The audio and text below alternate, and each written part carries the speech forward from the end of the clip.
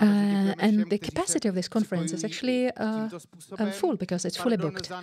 And I would like to say also sorry for a small delay due to technical problems at the very beginning. In the previous editions, we were dealing with different topics like status of the artist, culture which is funded, established or not established, and also importance of different professionals. This year, we would like to concentrate on a topic that very often is left behind a little bit, and sometimes by right, because this topic generates a kind of existential anxiety, and it's the topic of leaving. Human is namely a kind of animal which loves to conquer and control and loves to come somewhere all the time and wants to start some new things, and especially in the area of culture, this is definitely the truth. And sometimes we forget a little bit about the other thing, about the opposite. Maybe if you like dancing or you do yoga or you do some physically demanding activities, you might know that breathing out is as important as breathing in. And if sometimes you have ever tried to keep your breath in for a long period of time, I'm sure you know that there is a very unpleasant feeling of breathing in again. And what is interesting, biologically, it's very important that we breathe out, because humans in general have more CO2 and not that they don't have enough of oxygen. So we really need to breathe out. And today we are going to speak about breathing out. We are going to discuss it, and we'll also use Slido. I'm sure all of you have a code on your badges, and we are going to communicate with our dear speakers today. And I would like to thank all of you on behalf of Nová síť for accepting the invitation, because the list of personalities who accepted is really exceptional. I also would like to thank the partners who supported this project: Minister of Culture, the National Restoration Plan, the Prague City Council, and also the financial program Next Generation of the EU. But someone we can't do without in the first place is, of course, Nová síť. It means Adriana Světlíková and her team. So please, I would like to ask you to give them a special welcome.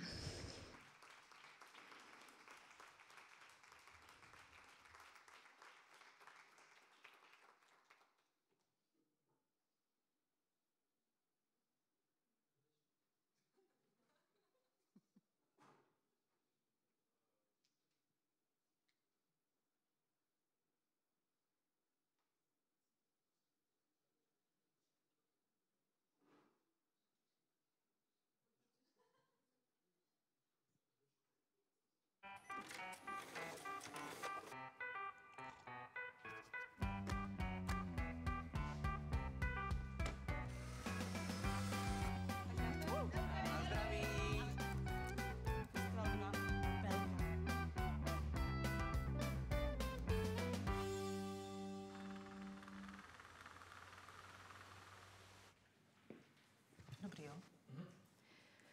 Takže já vás tady vítám u nás v kanceláři. Moje jméno je Světlana Pytlíková, já jsem ředitelka Nové sítě a tohle to je vlastně takové moje království, náš kancel. A Nová síť to je taková vlastně pavučina a to jsou vlastně takový pavoučci tady všechno, kteří tak jako různě spřádají a spojují a pro mě je vlastně důležitý hodně jako ta pohoda na pracovišti, ta pohoda v práci.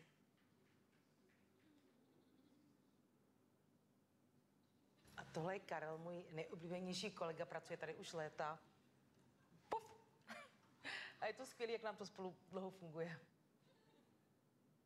Myslíte si, že Světlana dělá tu práci ještě pořád dobře?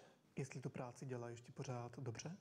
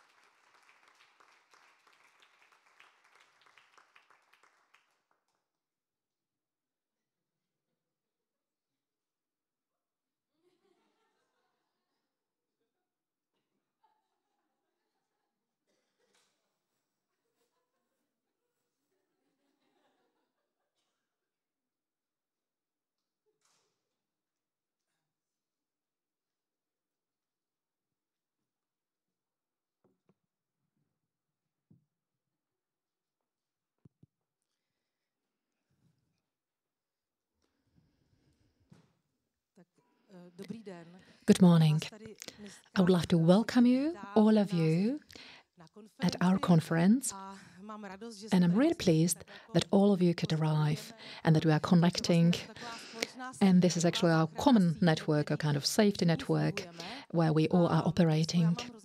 And I really have a good feeling about this, that we all could get together. And this is my favorite colleague. We've been working together for many years. He's really wonderful.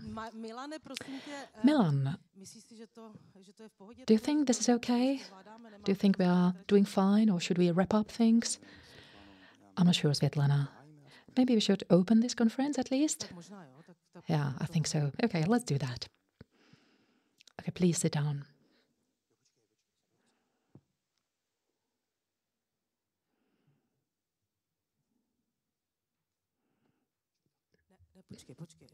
Wait a second. I think we'll do the first leaving ourselves. I think we will forget about Mrs. Pitlíková and Mr. Kola, because my name is Adriana Světlíková and this is my colleague Petr Pola, who together with me is organizing this conference. I would love to thank all of you who are present here, but also people who are watching us online. The topic today is really interesting. I don't want to say it now yet, but I would like to ask Peter to say more and to give us some details. I will just sit down and listen to him as well. But don't worry, I won't let you sit for a long time. So once again, I would love to welcome you as well at the 4th edition of the conference Culture Get Together, which has a special format. At the moment, we see it as a kind of traveling conference. The first year was in the municipal house. It was a very pompous place. Then we went to Docks, then to Vršovice, to Vzhled, and today we're on these conference premises in Karlín, kind of Karlín, Silicon Valley. And this is happening, of course, thanks to the support of the Ministry of Culture and also in cooperation with Spojka. The conference started 4 years ago, and there was a need. I'm not afraid to say that there was a great demand for a platform connecting different kinds of professionals in the culture field in the Czech Republic. And also, this was also based on a similar inspiration from other countries, especially from Berlin. They have a special performing arts program. The format of the conference is not made out of nothing. On the other hand, we used good practice and we used it in the current context in the Czech Republic. So by doing this, we have a new possibility that is enriched by current situation, environment, advantages and disadvantages of this situation. Yes, you're right, of course, as always. I think maybe we should remind ourselves of the title. Why is it called Culture Get Together? So it's about meeting up, getting together, of course, and exchanging opinions. And something we really enjoy doing. It's kind of a way how we can stop. Because during the year, we consult all the time. We are looking for solutions for you. And we also need to have a contact with reality and to know what you think. And the topics that we actually are hearing all year round. So we try to put some of the topics aside, and sometimes we think to stop, take a breath, and think about them. This is also the reason why this conference started, because for us it is also a kind of reward that we can, as I say, stop, pause ourselves, and we can forget for a little while about the consulting work and look at it from the other side. And what is the link, or what is the connection with our actually activities? Peter, could you say more about that? So what do we get out of this?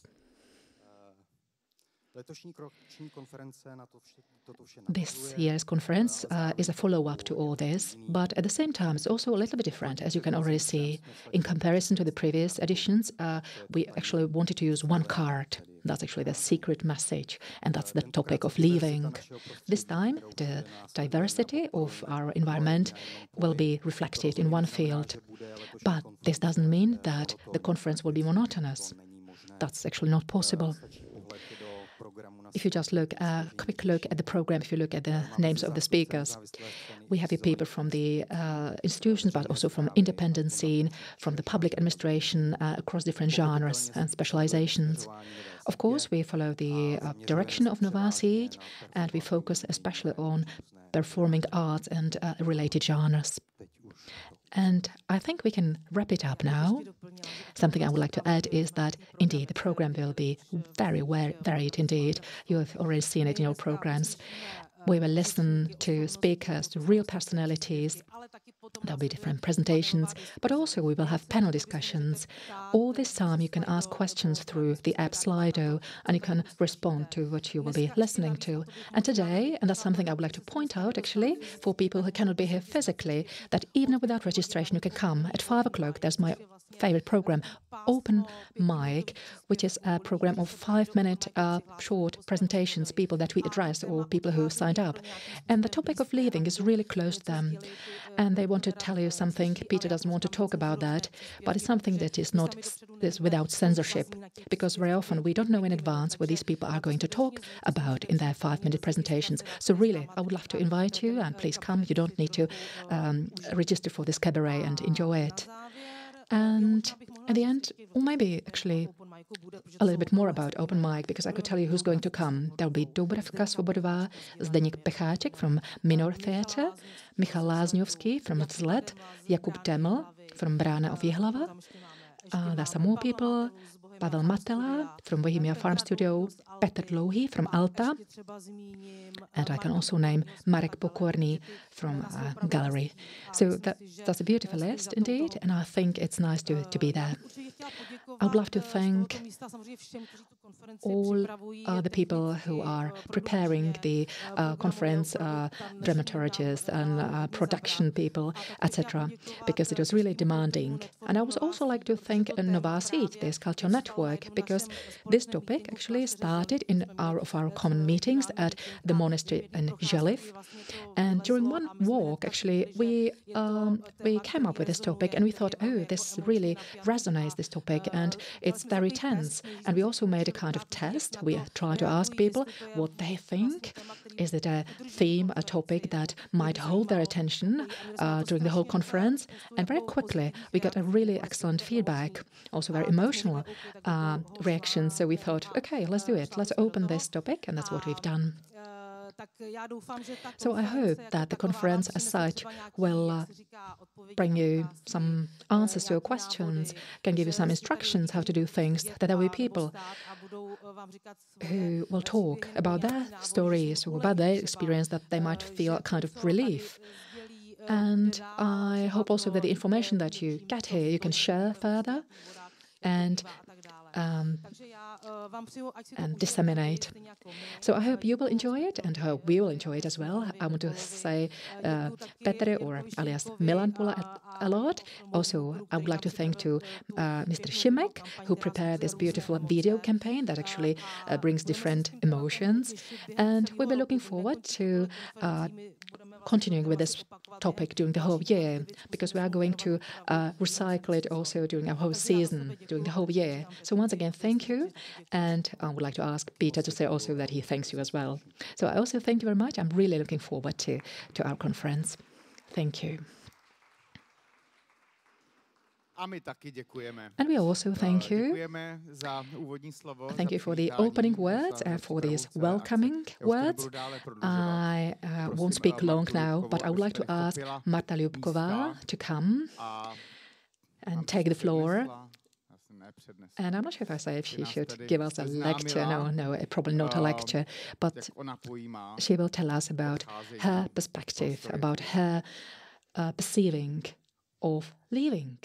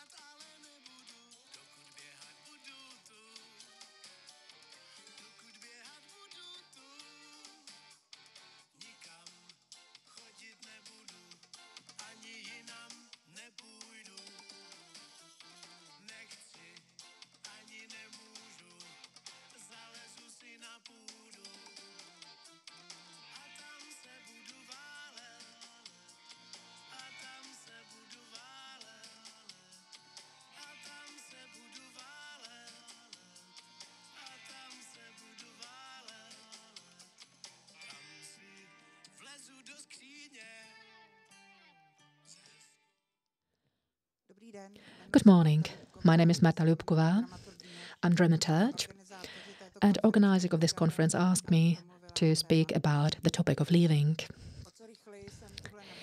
I was very fast to accept this offer, and I didn't hesitate a moment, but it was actually quite difficult for me to think about what exactly I want to speak about.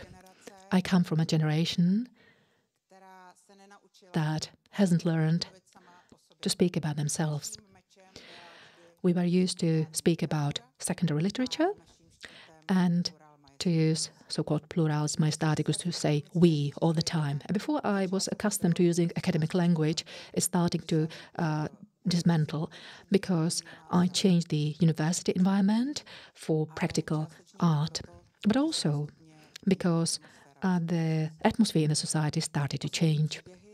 Personal stories started to be important. And in case of leaving, I have no courage to speak in general because experience, something that you cannot transfer, is a little bit like with aging. I completely don't understand why no one explained to me what that was going to be like. And at the same time, I understand it's not possible. Please, let me to speak in the upcoming minutes about my own leaving, which will be completely different than leaving of people who are going to succeed, either professionally or also at this stage. And I think you can see I'm really nervous, and that's why I prepared my presentation in writing. And I have to tell you and really swear this hasn't happened to me in 20 years. I usually like to improvise, or sometimes I have just some points. But leaving is probably something that is difficult for me to speak off the cuff. In my life, I've experienced lots of departures, lots of leavings, but here I'm probably, because at the end of the season 21-22, I left one of the, I'm not sure which adjective to use, one of the most prestigious dramaturge positions, and that was the main dramaturge of the National Theatre. And now I would like to give you a summary of why I left. How I was feeling, how am I feeling now, what I miss, and also what are the conclusions I can draw from this, especially from myself. It might be not that systematic as I've just now outlined, and that some of these categories might overlap during my presentation. In this position of main dramaturge, I started in the season 2015-2016. A couple of minutes ago, I spoke about the expression the most prestigious job. And by saying that, I want to say that the position I had, that in this country it's a position that is best paid in that area. I have no real evidence for this, but I believe that I was actually the only dramaturge, together with my colleagues at the National Theatre, that got good payment, because my colleagues got just a little bit less than I did. And leaving this position means, of course, a kind of sadness from the economic point of view. It's not that I would be a greedy person or someone who is very demanding, but I didn't realize that when I would leave, actually I didn't realize I would have to combine or do some other work as well. And if I start working on other projects, it would be also important for me to be interested in the money that I would receive, which I didn't do in the past. In the past, the money I was receiving was never really important to me, because the National always, in a way, subsidized my other work as a dramaturge. But from the moment that I left the National, I always had to ask for a raise. Every time when you leave a good position, it means that you become your financial situation is insecure, and it also has to do with your habits. And the older you get, the more difficult this is. But I think that the economic situation is something that in the area of arts you should be bound by or limited by, because not leave because of money is probably not the best criterion. And I knew that my departure or leaving would be painful, but I was always sure that I should make my living even after leaving the National. When I started the job, I knew and I think that's something specific about me in this morning part of the conference, that I was coming for a definite period of time. I didn't establish anything. I didn't build anything. I just started, and the projects were already going on. From the very beginning, with Daniela Špinár, we were actually at the management of the National. So we knew that our period would be for 5 years. And at the beginning, we both were saying this would be indeed only for 5 years. And in any case, we would never continue. And the president, Petr Pavel, shortly after he was elected, he said that he wouldn't be interested in a prolongation of his term. I don't know if you remember that. Many journalists actually were a bit skeptical, but I understood him completely.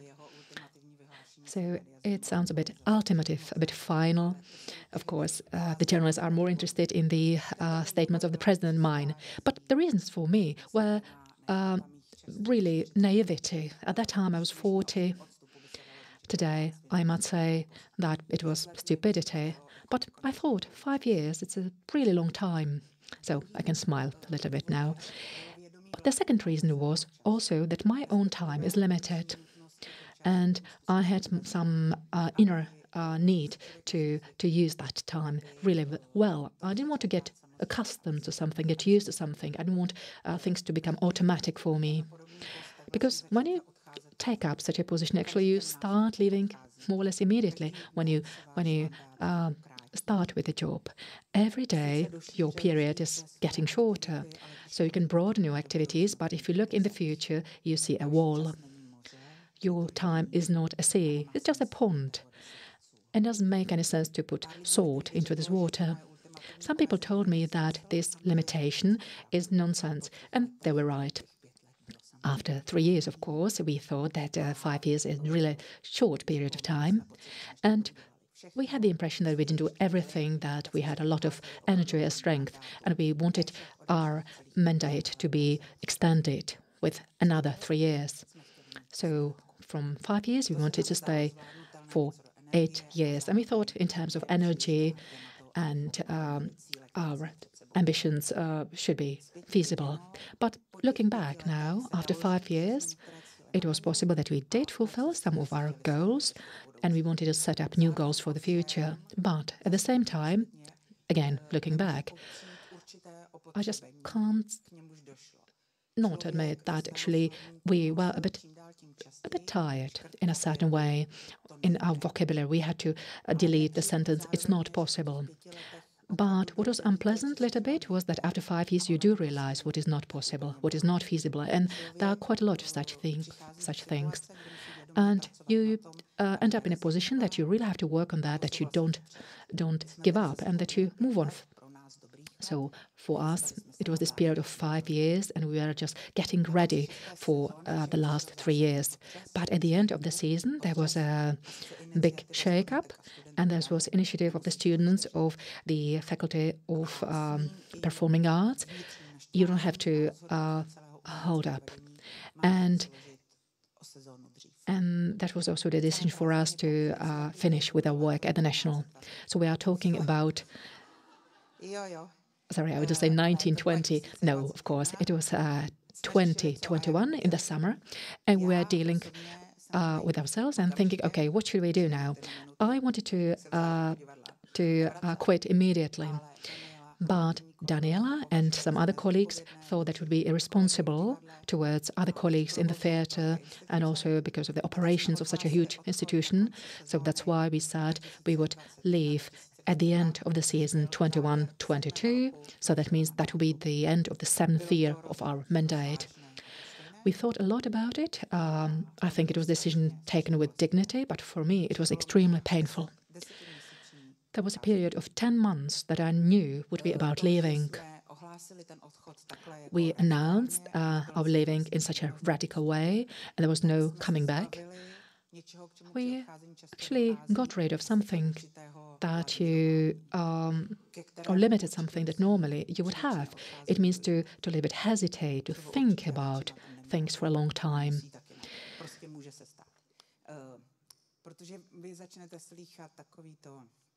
Because what can happen? People start telling you, you do it such, so well, so why wouldn't you stay a little bit longer? Maybe just 2 extra years. What do you think? So it's like if you bake something and you want to have another slice, and then suddenly everything, your cake is finished. So this has not happened to us because we knew at that moment it was also about our ego, and that's difficult to describe. Because you start thinking, you find yourself thinking, oh, maybe I do really the best way from all the other people around me. And you realize, probably it's only me who can do it this well. It's not often that you see around you someone who is as capable as you are. So then there's no other way than to sacrifice yourself and stay on. But fortunately, we didn't have to, and we couldn't do this. I think I might pass this exam, but it's easy talking for me now. As I made in my notes yesterday, but there were some radical announcements that changed our plans. But then, of course, started this period of 10 months, and everything. The time started to run up really fast. Theatre is very much about these operations. It's a huge institution. At the same time, we're still thinking about these ideas of tomorrow. Those 10 months, there was no beautiful tomorrow, no future. Everything was about the now, just now. So the last, many things that were for the very last time, the last comments, the last rehearsals, the last time you do something different. You are still here, but at the same time, behind the door, there's already someone waiting. And this is, of course, or this was happening especially in my own head. But here I can say, but it was actually kind of horror. From one day to another, you lose certain importance. So you are still there, you are still in the institution, but it doesn't make sense to take any decisions because you won't be responsible for them. I think the hardest moment in those 10 months was the moment when, from the management of the National, they asked me, and now let's say how to say it in a nice way, if I could leave my office, because there wasn't enough space. So the office was not only for me, but someone else didn't use it that much, or other people were staying on. So suddenly you start feeling that it's necessary to have an extra door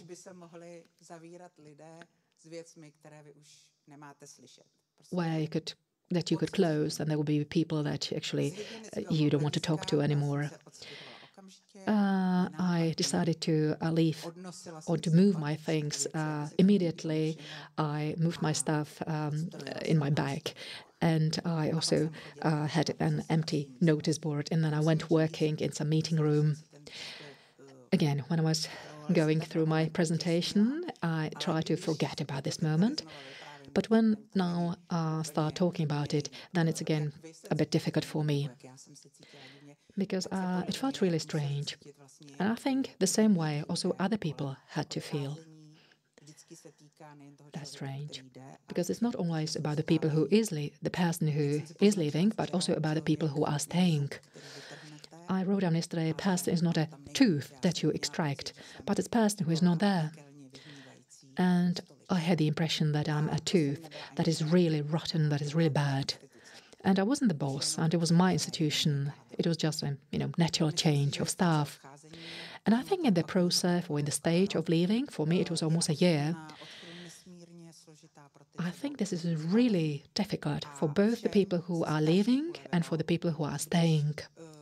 And I think for everybody it was a great relief when it was known publicly that I would start working somewhere else, because you want to belong somewhere, and that is really crucial.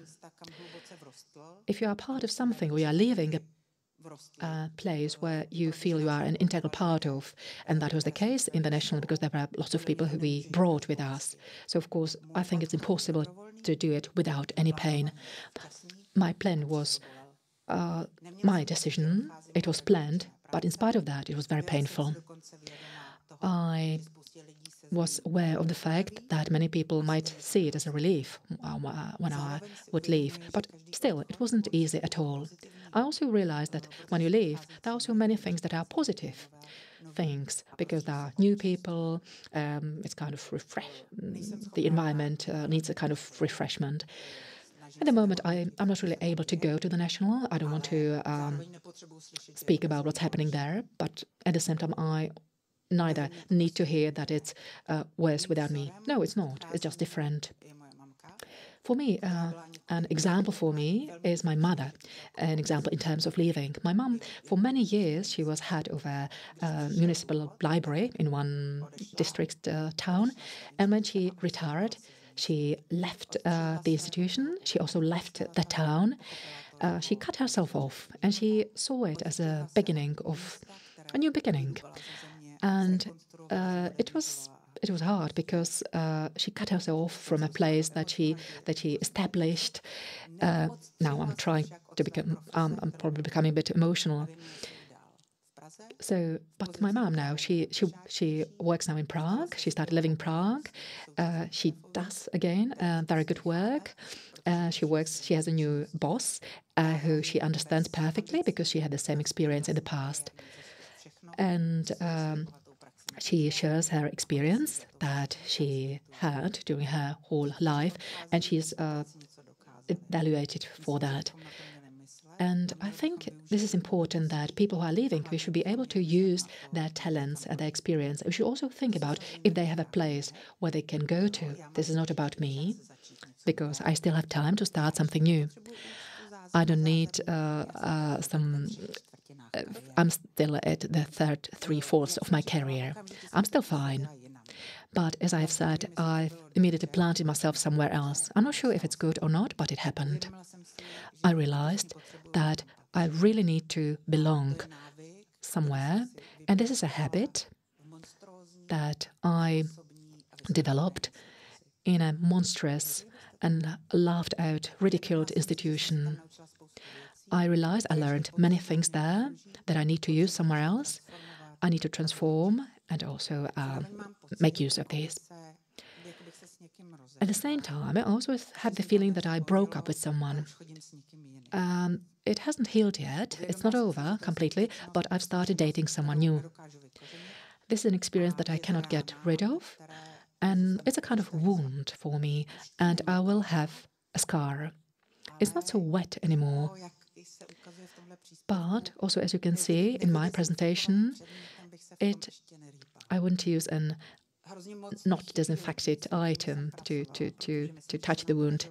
What I miss a lot are people that I used to work with, because we had a great group, and I don't think it will be possible to work in this constellation again. Most of the actors stayed in the National, the directors are in different places, and conditions in the places where we work are so different that it is possible that we might meet once again, but not in the bigger group that we used to work. As I have said, I'm already in the three-quarters of my career. I'm going now through a period of certain discontinuity, a change of constellations. I try to see it as a positive aspect, because otherwise we who have to leave would get crazy. Time is running up, and I hope I will be able to see when it's time to leave for sure, forever. In the case of the National, it was the calendar that decided for me. But in general, I think it's not so easy to know the moment when we should leave. And I think this actually might be also a very interesting topic for this conference. So there are two very important moments for the people who are leaving. So when to leave, but also where to go to. Because as a person, of course, you are not a tooth. You are still a human person, and not everyone wants or needs to retire, because we should be able to use the experience. of these people. Director Zdeněk Potužil used in one interview, "The older you get, the lonelier you are. Your wisdom is sadder, and your bones start to crackle more." And also he says that after the age of 40, we usually are in cul-de-sacs, small streets.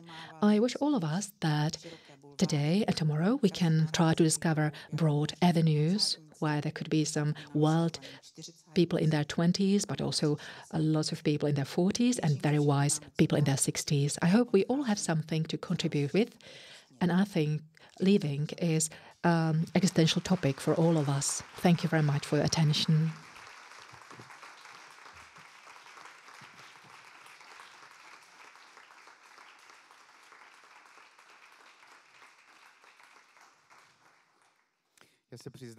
I have to admit that I was a bit nervous. What kind of ethos you will set up for this whole day and the topic? Just I will check, because I think we got our first question, and I might use it immediately, and then I will ask my questions. Can you imagine that one day you would come back to the National? This is probably to do with the, final promise that you made a couple of years ago. I'm like a Czech politician. I can imagine anything. But no, I don't really think so, because I think the National needs a lot of strength and a lot of energy, because it is really a very demanding institution, and I think it's a place for younger people.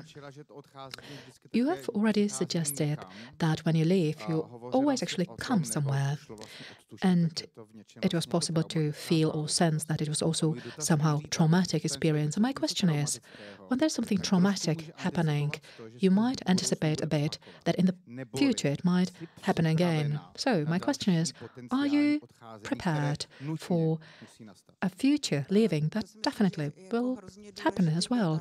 I think this is a very important question. I'm not in a situation yet that I could assess this, but at this very moment I have the impression, I'm not sure if I can say it here.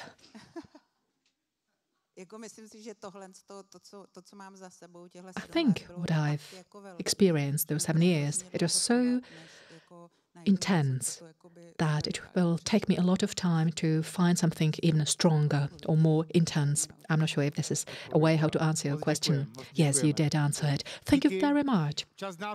So, we're a little bit under time pressure. So, the next grand leaving, I'm already nodding at Mr. Ondřej Hrab, because one of the biggest phrases of the last couple of days that I don't want to use, but actually I will use, we don't need to introduce this person, because I could say this about every speaker here today and tomorrow. I would like to not to use it. Ondřej doesn't have a presentation. He will talk off the cuff. So the floor is yours. Thank you. To be honest, when I found out that the topic was leaving, I thought I was invited because in our theatre we had the play by Václav Havel, Leaving, and the philosophical reflections, what it means when you leave your position. I myself, I think it's already 15 years ago. In 2008, we had premiere of this play by Havel. And at that time, I was already thinking about leaving. So for me, this topic is, I might say, even a bit unpleasant, a bit annoying. What I would like to speak about, rather, is changes. And there are different types of changes. In case of Archa Theatre, it is change of the institution, change of the space. Of course, the question is also question change of ideas. As for the space, together with architects Ivan Plicka and Miroslav Melena, I built on the spot of a former theatre of Burian in the 1990s. So it's almost 30 years ago that the theatre was opened. And the feeling that I can live even without the space came quite quickly. In 2002, 8 years after the opening, the space was completely damaged by the floods.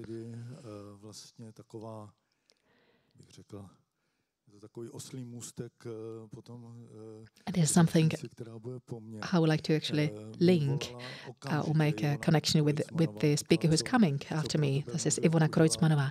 And this lady called me immediately because her theatre was on the hill and it was dry there. She asked me, how can I help you? And I realized at that time,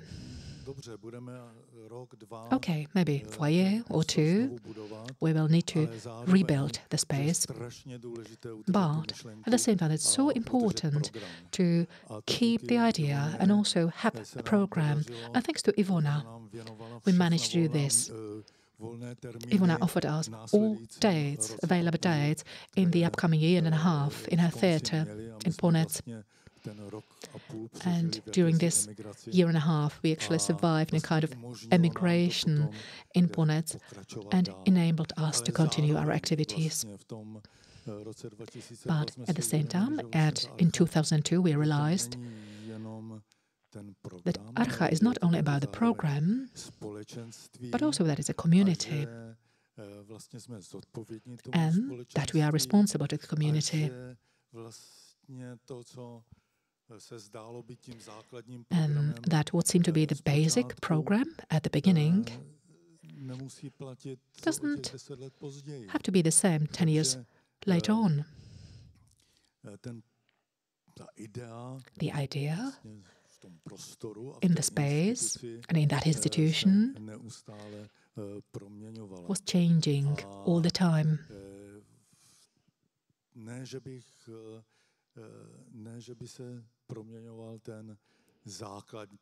And it's not about changing of the base, but the form. It was rather the form that was changing. And of course, in the 1990s, it was necessary to build bridges, to get to know information about performing arts abroad. For example, Robert Wilson, in 1994, when he came here for the very first time, one theatre critic was leaving the performance because saying that if this was the theatre of the 21st century, he hoped to die earlier. And finally, the same theatre critic, 10 years later, wrote very enthusiastic reviews about the plays by Robert Wilson done international. So, in a way, the 1990s meant this forming of bridges with world theatre. I think someone called this a kind of Tuzex of the Czech theatre. Tuzex used to be a special shop in the communist times where you had to use special money. But of course later, after the revolution, it was not needed anymore. So the need of some exclusive foreign programs we didn't have anymore. And it wasn't only because we had less money, and because the foreign agencies, like for example the British Council and other institutions in Western Europe stopped supporting export of their artists. So that was a natural way. There were no more bridges, no more big trenches. And everybody, I hope, more or less everybody, became here part of the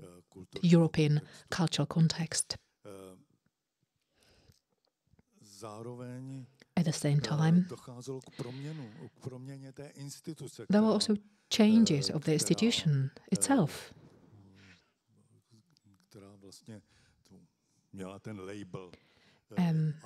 This had this label, Archa. We started as a state-funded organization.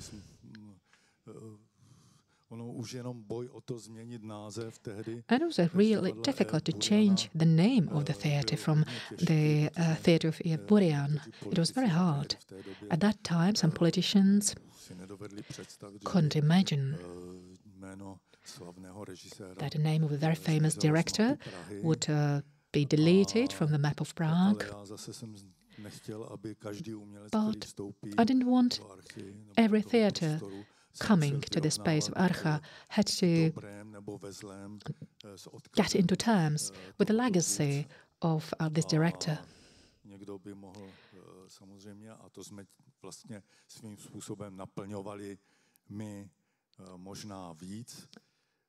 And that's something that we did actually more maybe than the previous theatre of E.F. Burian, that we actually try to follow up to the legacy of an avant-garde artist for whom it was important to have a certain level, more or less similar level for different parts of the performance.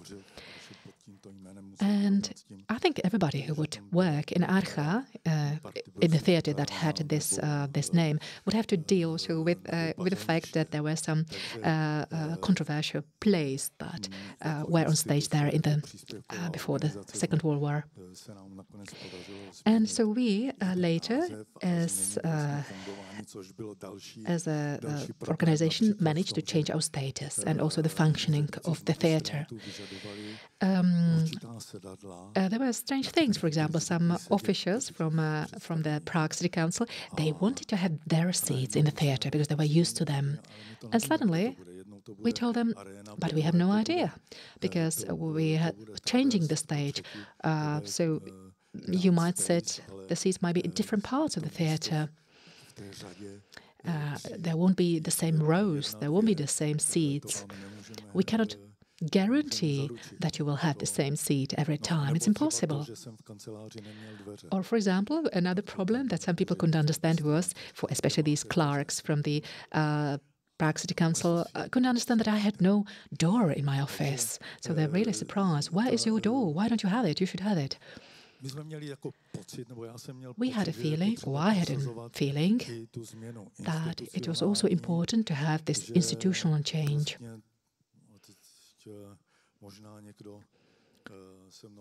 Some people might not agree with me, but I think that the principle of state-funded organizations is a kind of residual rest of communism. It's an old-fashioned form of the relation between the state and public organizations in the field of culture. That's why in 2002, that was actually in the time of the floods, we transformed from state-funded organization into public benefit corporation. So it means that we were an NGO. And with this change, we also changed the program.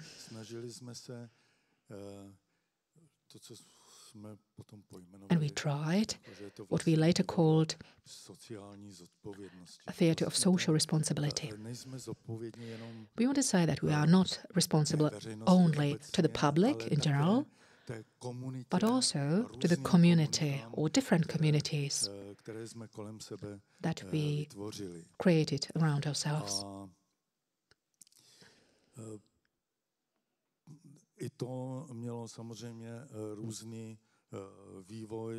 It had also its own development. Around 2005, we were making projects in asylum centers, refugee camps, because there's also something that actually the floods brought, that we actually didn't, were not dependent only on the space, but it was actually natural for us to have the space there as a kind of hub. But the work itself could be done in different locations. And very often our audience bought tickets in theatre, and then they went by bus to Vila pod Bezdězen, and they attended a performance done by professional artists, but also by refugees who were staying at that refugee camp. At the time, it was the topic was taboo. That was a topic that nobody wanted to speak about.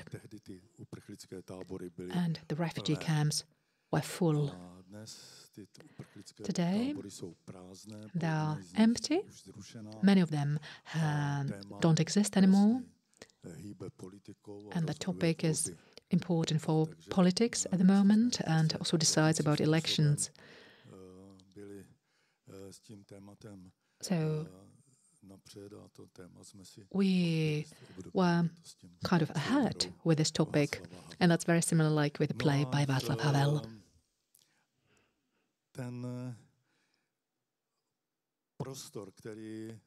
The space in the street na Poříčí is only a tool.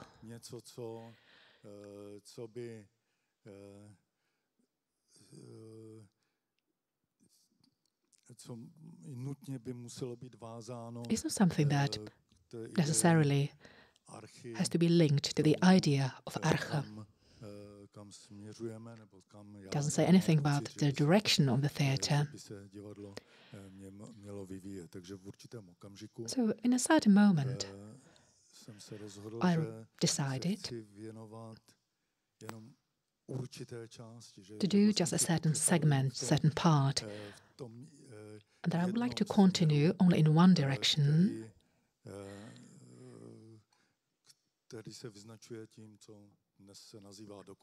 that is these days called documentary theatre, and it's about connecting artistic work and education.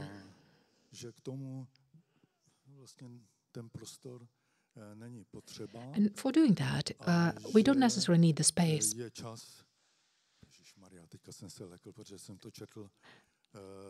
Now I'm a bit afraid almost because I saw somewhere a logo, a sentence of some political party that it's time for change. So please don't understand it that way. But I realized that it's impossible to leave the space, to change the institution, and also to make use of the change of the institution in order to enable somebody else or some other institution to be in that space. Of course, I've been preparing for that for a longer period of time. I was looking for different forms, how to do it. Some attempts were not successful.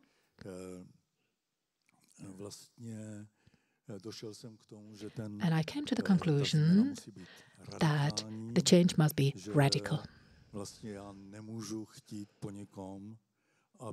Because I don't think I can ask someone to be burdened by a legacy or something that I have built, a kind of bag, if you imagine it, like a bag that I have on my back, just to give it to someone else and ask the other person to continue with it. I would have to carry it further. I would have to relate to it. So no, this is not what I wanted. And that's why I decided for a radical change. And I also wanted to make use of the fact that Theatre Archa is a public benefit corporation, so it is a legal entity that is frozen at this moment. It is not developing anymore. And it is possible legally to change this legal entity. So it means that you can also change the structure of the institution. And And at the same time, you can enable the person coming to do it their way and to fill the space with something different. For me, actually, in the bag I'm talking about, I have my basic ideas, things that I want to continue with.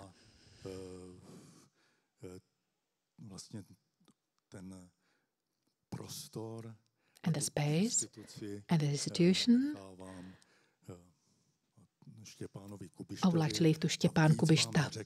And I'm not going to tell you anymore, because Štěpán, in a couple of weeks, will have a press conference where he will unveil his plans. Okay, thank you very much. I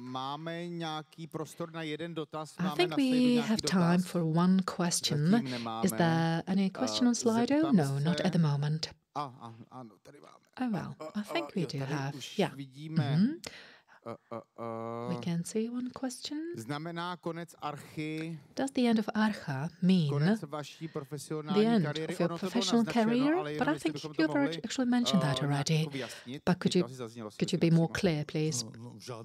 No, definitely not. But similarly, like Marta.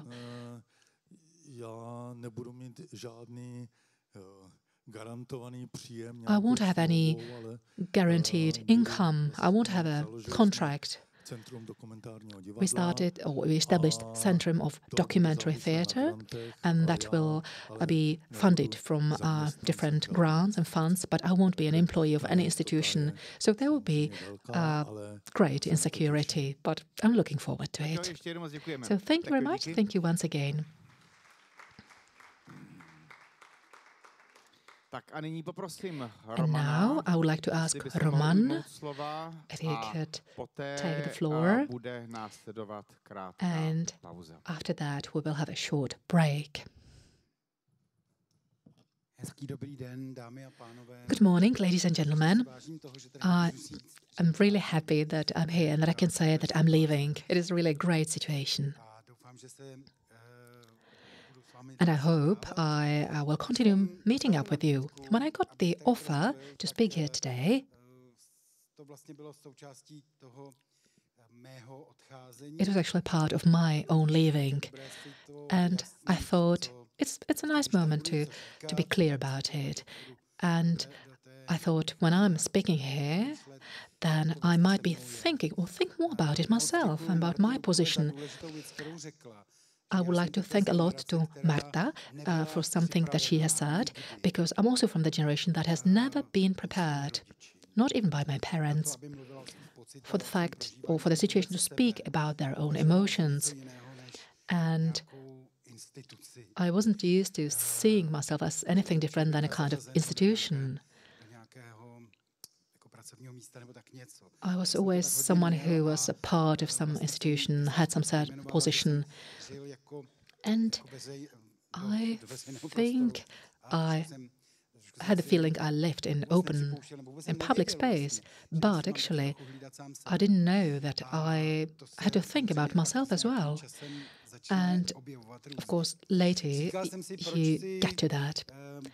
And I was asking myself why I should be on this fantastic list, because the other people who are going to speak here today and tomorrow, so what is my contribution? Or what could it be to this topic? But maybe because I'm someone from the countryside, that might be one of the reasons. Because my name is now associated with Pilsen, which is of course looking from Prague. It is also a countryside. But I got to Pilsen 26 years ago. I came from Aš. So I think I can call myself someone from the country. So I have already had one leaving, because in the 1990s I was in Aš, in the town of Aš. And when I was thinking about what I would be telling you today, I realized that I almost forgot about this, because I'm living with the things I'm doing now, but I forgot that I actually started some theatre project there in a school, and I had students and colleagues there, and they they do the things differently. One of my students is a deputy mayor, another is a headmaster. So people started working with me. And I left because at that time I thought I got a better offer. I wanted to do something different. So I left them. I even got a letter from my team because the people wrote to me, you left us behind here in Aš at the end of the world. But they managed. And they are much better than if I had stayed on. Who knows, maybe I could have ended up as an alcoholic. I think they do it much, much better. And then I found myself in Pilsen. And now I'm going to leave from Pilsen after 25 years, and I have to agree with Marta again. It is a long time. And again, during the preparation for the speech, I was thinking of my great teacher, that is, was Mr. Bohuslav Blažek. In one of his lectures, it was called Life of an Institution, he said that every institution, after 80 years, uses up more energy for its operations than what it was actually meant to be. And actually, so I exceeded this 3 times already. And then I asked myself, how is it possible that I stayed on for 25 years? And I was asking myself, so what was there 25 years ago? I thought I would have here a presentation with me, with my photo, 25 years ago, because I had long hair and I had 30 kilos less. I didn't have any glasses. Now I'm completely different. And 25 years ago, for example, Otto Wichterle died. So, you know, I can remember him. Jean Marais died. The film Knoflíkáři got the award, Czech Lion, Czech Film Award. But do you know what I also found? Found out that in 1998, when the Center Johann came to life, also the company Google was established. That was the first iPhone in that year. You know, so I am that old. And that old is an institution that I'm leaving now. Then I somehow, you know, connected with the building or with the ruin of the building. Then I think, okay, then it will be something new. And you could see all our work. And then I thought, no, I'll do it differently. I just want to speak about myself because I named it for myself. And the question is now, why didn't I leave after 8 years? Because that is important. First, all those 8 years were always a bit different. Also, when looking at the photos, I realized I created for myself kind of biorhythm that I, you know, grew my hair for about 10 years, then I cut my hair. But now, it's no more possible. There is no hair now, so I cannot continue with this rhythm. And I was thinking what this is, how this is going to continue. And now on the 21st of September, Eva, who is also sitting here, she brought a little flower because 25 years ago we were established as a civic society, as an NGO, sorry. And we were a theatre company, and we had one play called Kytice, literally bouquet, and that was something that was important for us and for that we wanted to do in this cultural center in Pilsen. And now I'm getting to what I want to say. Why didn't I leave 16 years ago? There were certain stages in itself. And also what I need to say is I didn't plan anything. I didn't make up things because many things just happened to me. I had no idea what would happen in 4 years' time. I was trying to think what would happen in 1 year. And the first period was about a group of friends, you know. We had some site-specific, some wild ad hoc projects. I know that I, for example, in Chutišov spent a month in one monastery. It was very wild at the time. Now it is renovated. And there were many, many projects. And for example, there was one, my student project. That was intervention in the southern part of southern suburb of Pilsen. That's where moving station is now. And then it happened that we started our work there and we stayed there until now. And then later there was this candidature for the European City of Culture. And it was necessary to do other things and to connect these activities. Then later we didn't deal with the project of European City of Culture. Some other people started working on it. And then there was an opportunity to renovate the house. So we started with the renovation, and then it was necessary to start projects in a new form. And again, it somehow started. And I think it's now time, because things are now stable. And I also realized that on my path, on my way, there are two generations of people that accompanied me. And I think one or two of these people are still with me somehow in touch. But some of these people are on their different ways at the moment. And I think it's also time to close this. And also, I always did things that I wanted to do, that I enjoy doing. And I always did many different activities. And I was always on different paths, on different ways.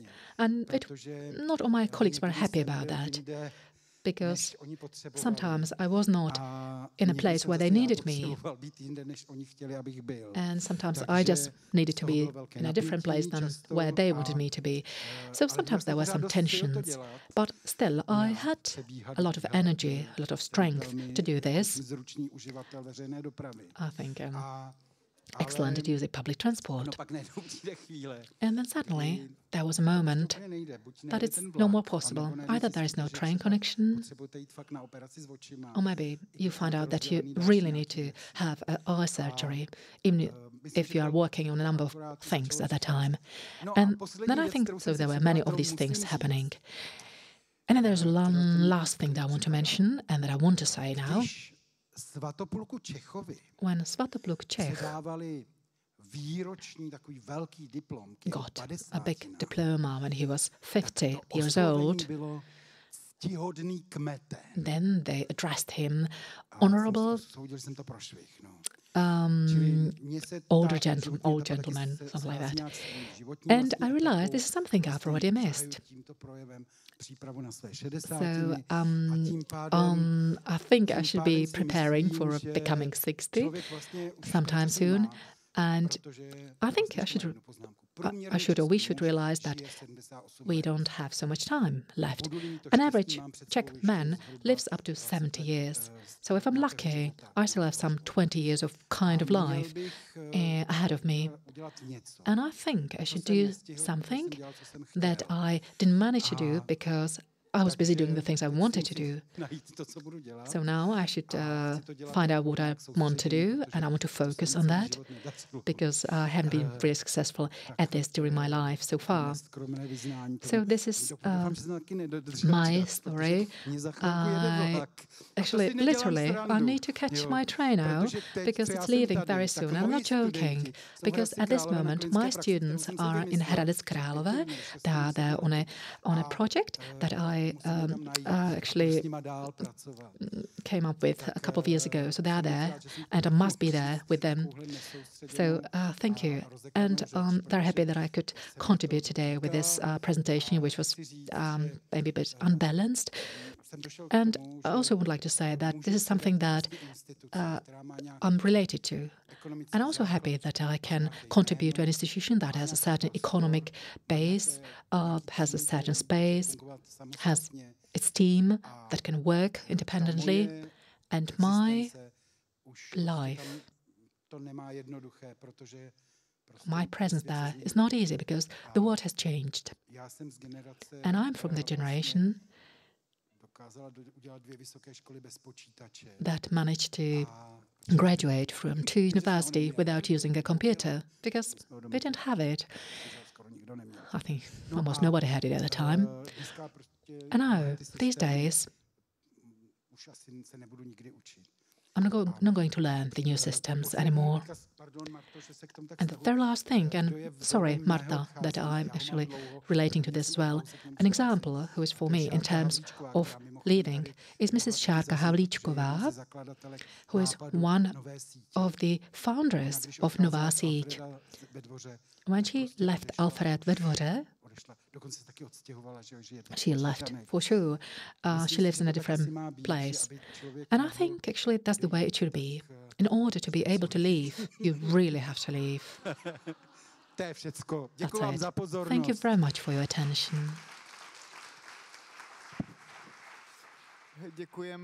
Thank you. Okay, there's space for one more question before we're going to be in a rush again. Do you have a kind of rule? Because that's what we've heard already. It's important to have some radical leavings, to stop things, because you don't want to travel on with some bag. Is it one of the rules for you for a good way of leaving? I think so. This has to do... Yeah, really, I really think so. Because if you are present, you still will have different feelings. For me, it was a conscious decision, and it took me quite a long time this year, because I really thought that it would be harder for the world to be without me. And I, for a long time, was thinking, okay, I can do it the best way, actually. I have all the experience. And now I change my mind. And now I think the work can go on without me. I think someone wrote a joke. There was the time that I was waiting for myself in front of the school. So no, these times are gone. Yes, I think you can replace people. But what is important is that you should do it consciously. And of course, it's great if you know it in advance. By the way, this is something that I did very much in Pilsen. I succeeded that the state-funded organizations don't have the directors for indefinite time. So I think it's important that these directors have a contract for definite time, and I think it's really crucial. Because it's also important for you to know that you have your limited time. Well, it's easy talking for me because I had my term of 25 years, and I wish the same to all of you. Thank you. Thank you very much. That was Roman Černík. So now there'll be a short break, a coffee break, and we will start again in 15 minutes, and we will have 3 more speakers.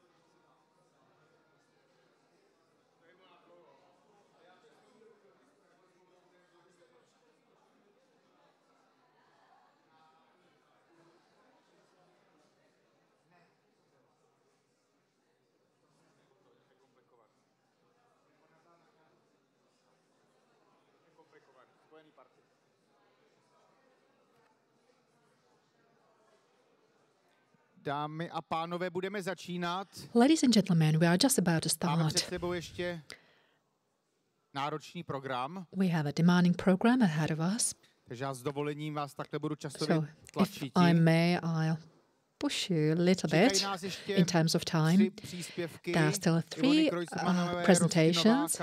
It's Ivona Kreutzmanová, Rosťanová, and Dalibor Špok. Speciální příspěvek s There will be a následnou special diskuzí, protože si myslím, presentation with a ohledně discussion, nějaké coachingové, because I think as psychoterapeutické, for psychologické coaching praxe and můžete mít jistě psychological spoustu dotazů, co se týká tohoto coaching, tématu. that's something that you might have a lot of questions Zároveň about. prosím na vás apeluji, At the same time, není to I pouze would tady like to setkání call on odcházejících, you. moudrých, This is not only smutných about či meeting of people who are leaving setkání or nás who are všech, proto sad, prosím, who používejte are, Slido should be a happy ptejte or se, whatever. Please, byť it's about meeting of těch, all of us. So byť to please use prostoru není Slido hodně, ale zkuste prosím and položit dotaz ask your a questions. samozřejmě na stejné bázi And of potom course, budeme fungovat i během odpoledne. also in the afternoon, we are going to use the same platform.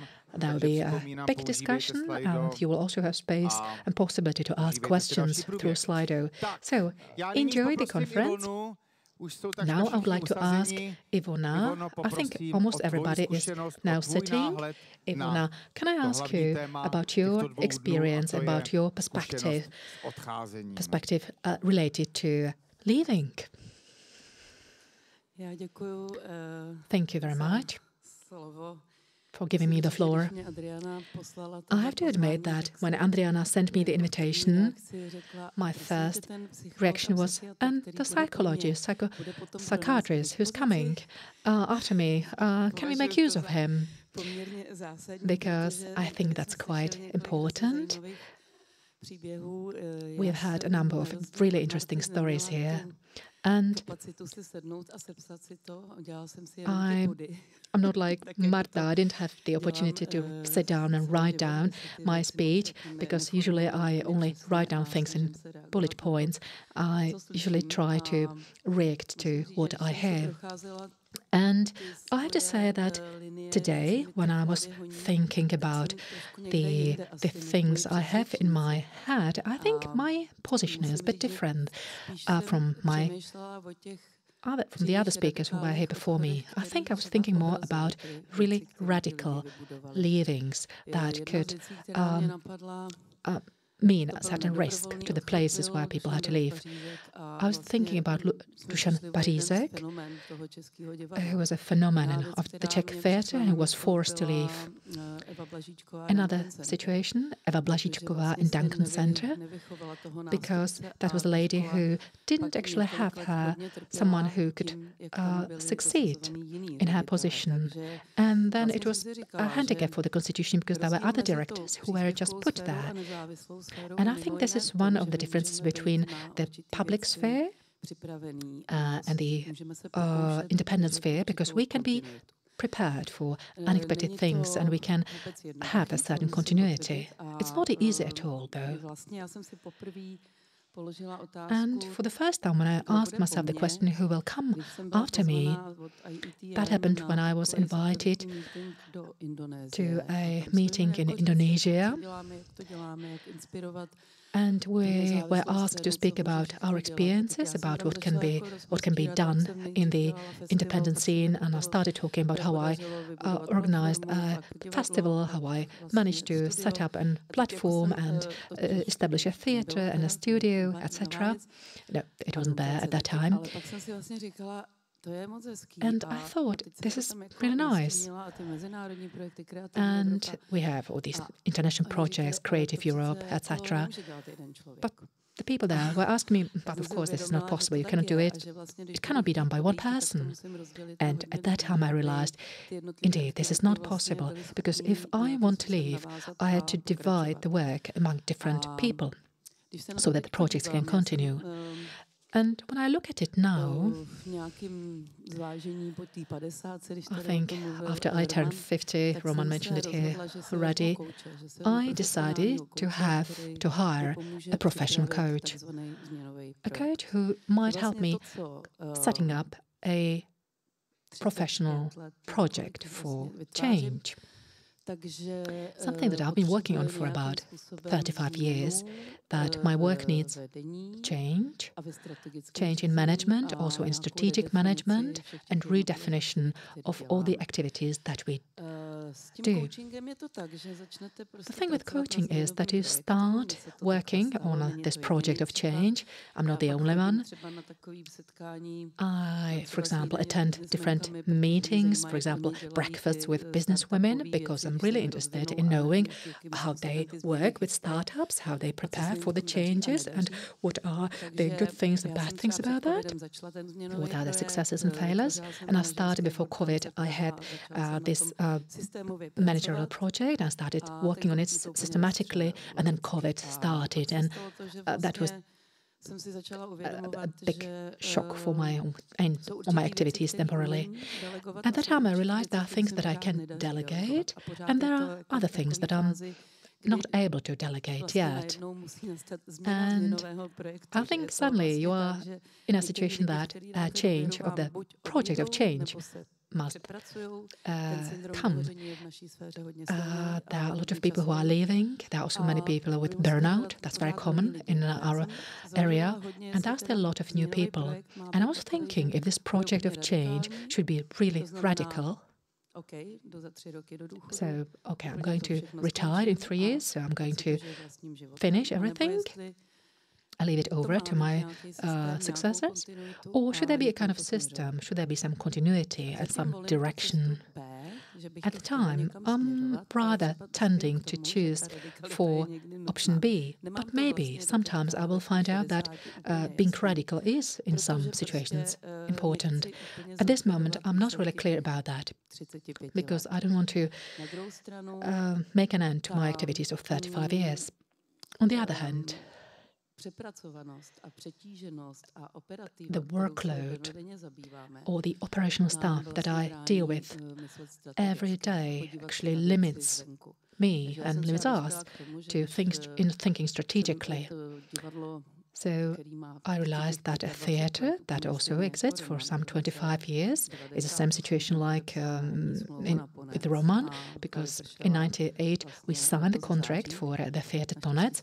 It expired this September. Fortunately, I managed to extend it, to renew it. And I realized that the operational activities are a big burden, and maybe it's not so easy to understand from outside what exactly we do. And what I sometimes started now doing is that I address people from outside to help me to redefine the mission and vision of the theatre. Because during those 25 years, the context has changed completely, and there are lots of new scenes, new ensembles, new theatre groups, there are new impetuses. And I think it's really vital that in this new context it's important to redefine things. I don't want must be the person who does this, but I want people from outside to do it. And I think this is important when you try to get out of these daily activities and to move somewhere else. Today there are lots of colleagues that with whom we started before COVID some informal meetings. We called ourselves open heads, and we started to communicate, or we tried to communicate, to create a space for cooperation among artists and how we could connect these activities so that we are not in the competitive mode as it is in Europe, but we wanted to focus more on cooperation. So we want to work together more, and we want to talk about things, we want to tell to each other when we plan premieres, etc. So I'm very happy that Lucka is here from Alta. It's something we also talked about yesterday in Theatre Alta, because that venues should speak to venues, and that's really crucial, and we should renew it. So I think it's important to perceive the whole context, also the changes of the scene, which is really dynamic and very strong. And the second thing is how to deal with it yourself, personally. When I listened to Ondřej, he was really more or less saying what I can identify with. He said, I'm going to do now what I really enjoy very much doing, that's this documentary theatre. When we started the new project of the managerial board, and the question was, okay, where can you see yourself in 10 years' time? And where can you see Tanec Praha in 10 years' time? It was funny, because the guys who know me very well told me, I think you are not able to leave completely, but you might be choosing just certain projects that you really enjoy doing, for example, Project Africa. And I had to smile a little bit for myself. And indeed, I was thinking, this is something I would really enjoy. Just do what I want to do and don't have to bear this huge responsibility that I still have. A change that is systemic, continual and prepared, I think is ideal. I don't think it's the only one, but this is something I would like to do. I'm not a supporter of radical solutions. I don't know if it's right or not, but this is the way I feel it. But because this is the way how I actually educated my colleagues, some of my colleagues, because in the 1980s, when I started, there was actually nothing in the field of professional dance here. I had to start everything myself, and I don't want to interrupt that. And when I listened to Roman again, we also met. And he spoke about the European City of Culture. So some similar things that he mentioned, actually, I felt that way. I didn't expect that some projects would develop into a form in which they are now. At the beginning of 1992, for example, I was invited to go to the United States, and my first mentor and coach was Mr. Miller, Sam Miller, who was head of a festival, and he came to Prague, and we're sitting in a cafe, and at that time he had just a napkin in the restaurant. He was just drawing and speaking about mission and vision. He was asking me, so what do you want to do in 20 years' time? What do you want to do for dance in the Czech Republic? And it's unbelievable. But all the things that I mentioned at that time, I was really young. I just graduated from the faculty, so I was naming some things. So I, for example, mentioned there should be some bridge in the field of modern dance. I have to start that up because there was nothing in the time of communism, but I also wanted to create some space conditions for dance, and that's something we have, that has happened. And also, for example, that I also met a partner like Sudop, who asked me, okay, what do you need for doing your work? And I told them, and they created a space for us, the Centr Krenovka. So I think if you have this long-term vision, I think it is possible to implement, and I think it's important to have certain continuity. That's what I would like to say about this. On the other hand, again, as Roman has said, we tend to do a lot of things at the same time, and we don't have time for our team, to care for our team. And this means certain frustrations and tensions. I think that are not good. I also think that the world will go on even without me, and I'm not afraid of that. I think it's clear. On the other hand, I do feel the responsibility. I want people to accept everything, also the important changes, and also this perspective from outside, which I myself feel at the moment as the most important. For example, the Czech dance platform has the special board, so I think also Theatre Ponec could also redefine their whole mission. And I think we also tried to have the board, dramaturgy board of the festival broadened. And I think this cooperating with other subjects and interconnecting with other subjects, this is something that makes sense. My summary might have been a bit too quick.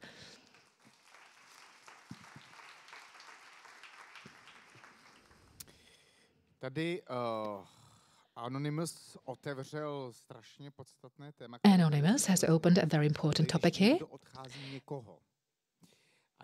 when someone is leaving, and there's a question here, did you have to dismiss any people, and what did you feel sorry about? Or who did you feel sorry about? I think I mentioned that. The fact that we work too hard and burnouts, that is something that can mean, of course, not pleasant changes. The departure of Karina Kotulkova was very sad for me because she had big health problems and the pressure was too huge. And I think this is a lady who was a fantastic personality who contributed a lot to theatre, so I really felt sorry about her leaving. There's another especially time, question about time. When the changes you are talking about are going to happen, I would like to speak about the special body, that is board or consulting body. That is a change that I would like to introduce as of 2024. And as for the strategic management of the whole organization, I think we still need a couple of years because it is a process that I understood when I spoke to businesswomen that I meet. Usually start something and then it changes completely, then you have to change it again, and then it needs time. So one colleague told me you need at least 10 years to implement your project. So I'm somewhere in the middle. So I hope before I retire that will be possible, but it's also possible that it will happen more quickly. Another interesting question that brings us to a different level. It's about the social aspect of your career and about some influence and power. How do you think about power, about your position of power that you have built during those years of your work? Yeah, position of power, that sounds horrible. I really don't have any feeling of power. Actually, on the other, actually the very opposite. I feel very often that I'm without power. Well, I don't want to say that there is no success, but I think in the long term, actually, our sector is, as for money or salaries, is we are under the average for a really long time. The thing is that you try to open space for certain artists. Yesterday we spoke about this in Alta. Who is for you an associate artist? It's not much that you offer someone a space. It's about partnership or building a partnership. The same with organizing festivals. For example, our partners in the regions, they get a huge offer they can choose from, and they have the power, so-called, to choose. It's not us who decides. We just present them a certain offer. Maybe my power is that we can decide about certain co-productions and we can get money, European money, for this project. But again, this money is also guaranteed because you need a network of European partners who also take the decisions with you. So I actually don't have the feeling that I have power. I rather would say I open ways for cooperation. I help choosing, selecting the artists. But this doesn't mean power for me. You have power if you are at the Minister of Culture, if you can decide about the funds, about the subsidies, someone who decides about the state budget. So these are people who really have the influence, the powers. Okay, Ivona, thank you. Thank you very much indeed. I can see him at the back. Now I would like to ask Rostia Novák, who will also come with his story and with his experience. And after that, you will again have possibility to ask your questions, so please don't hesitate to use Slido. Good morning to everybody. I have written down my presentation. I normally don't do that. I usually improvise. I speak off the cuff.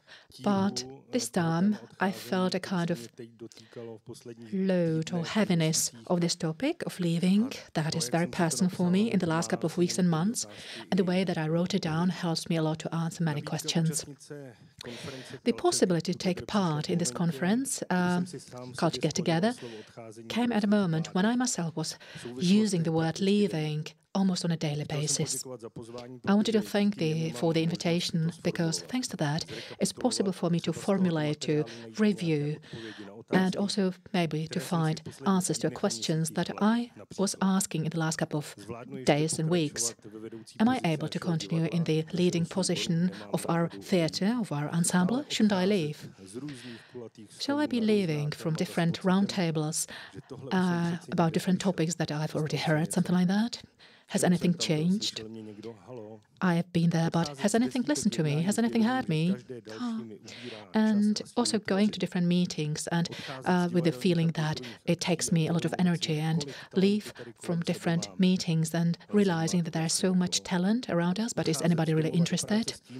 To go to work and think, oh, there might be again a leak in the theatre and water getting on my head, 9 years long. Go again to people to knock on the doors and speak to them about culture and say, explain this is also culture, to understand it the same way. And again, had to leave and realizing that there are things that I've already heard many times before. To leave discussions from where I can listen to people saying, asking about, is this really culture? You have enough, you don't have enough of that. Whereas respect, culture is very broad, very general, and leaving is very important also to realizing how important freedom is for me. And I had millions of these questions in my head. And it's also a long time that I've been working in theatre. And to be able to answer some of these questions, I was looking for moments in my career life, for moments of leaving, and I was trying to describe these moments and try to pause for a little bit. At this moment, I'm actually thinking if what I'm writing is actually suitable for this kind of conference. I think it is. Because every experience, whatever it was like, is somehow reflected in my future artistic life, tradition, family, expectations. Leaving with expectations, leaving with predestination. I was trying to have my own dream that had nothing to do with theatre. I was living from theatre to my own world for about 18 years. It was a revolt against family, a revolt against how I myself found out recently, changed from a very common fear that I cannot fulfill expectations, that I can't be creative, that I can't stand on the stage, that I can't continue in the tradition. When I was 18, I left professional sport, something that all my life was giving me energy, motivation and emotions, and I left to the theatre. I left where for 18 years, I was trying to leave. I left from Prague to Cheb because I wanted to find out what it is, professional theatre life. Mr. Klima, Braňo Mazuch and other people. From Cheb, I went to Damu, to the theatre faculty, and Professor Krofta. That was a real change in my life. I would have never been able to stand here if I had never met him. I was fascinated by what was possible in the world of theatre abroad. Which people do it, where. And I was full of enthusiasm, and I was at home and tried to discover myself in theatre and stage.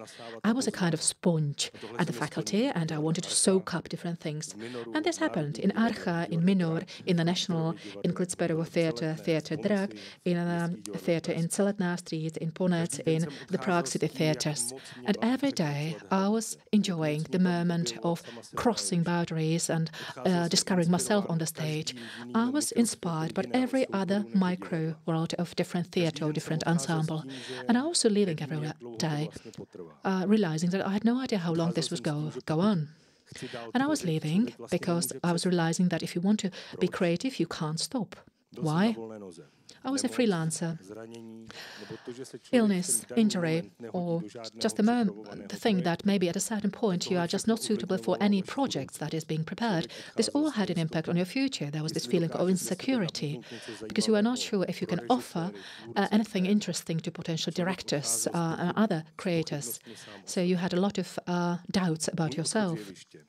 My leaving the stage, sorry, I'm kind of jumping from one topic to another, but otherwise I couldn't speak about the last couple of weeks.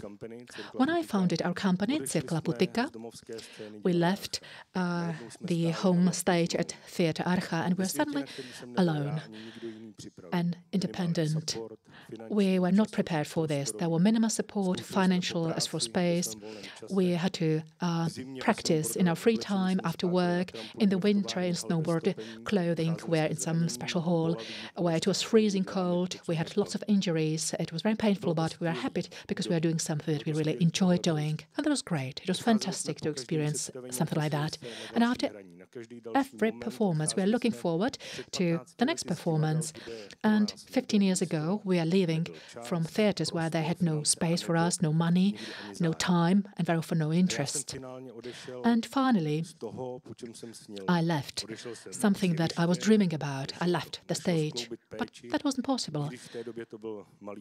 It wasn't possible to combine the care for a small ensemble of 15 people, quite small, but also with the other things like money and myself and other organizational things.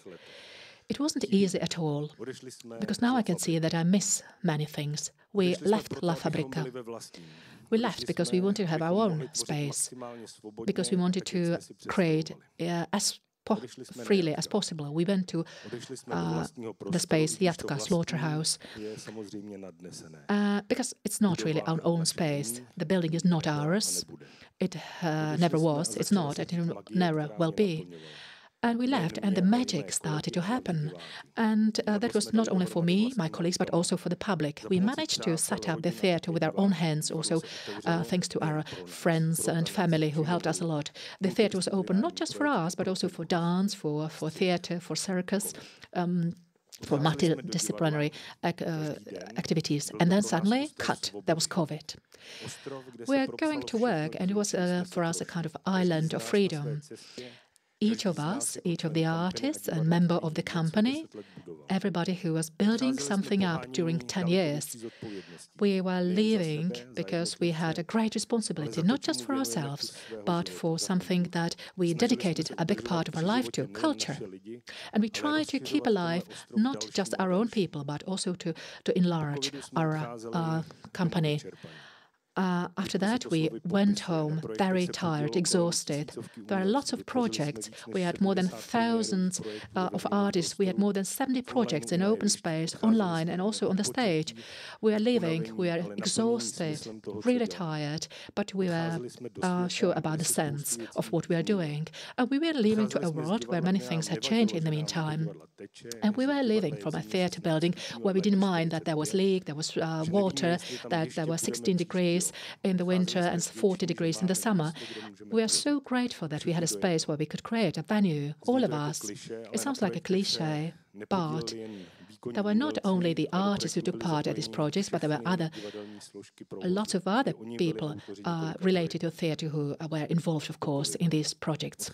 And after COVID, we're leaving because we realized we can adapt very quickly, how important it is to have a collective, a team, and how important the audience is for us.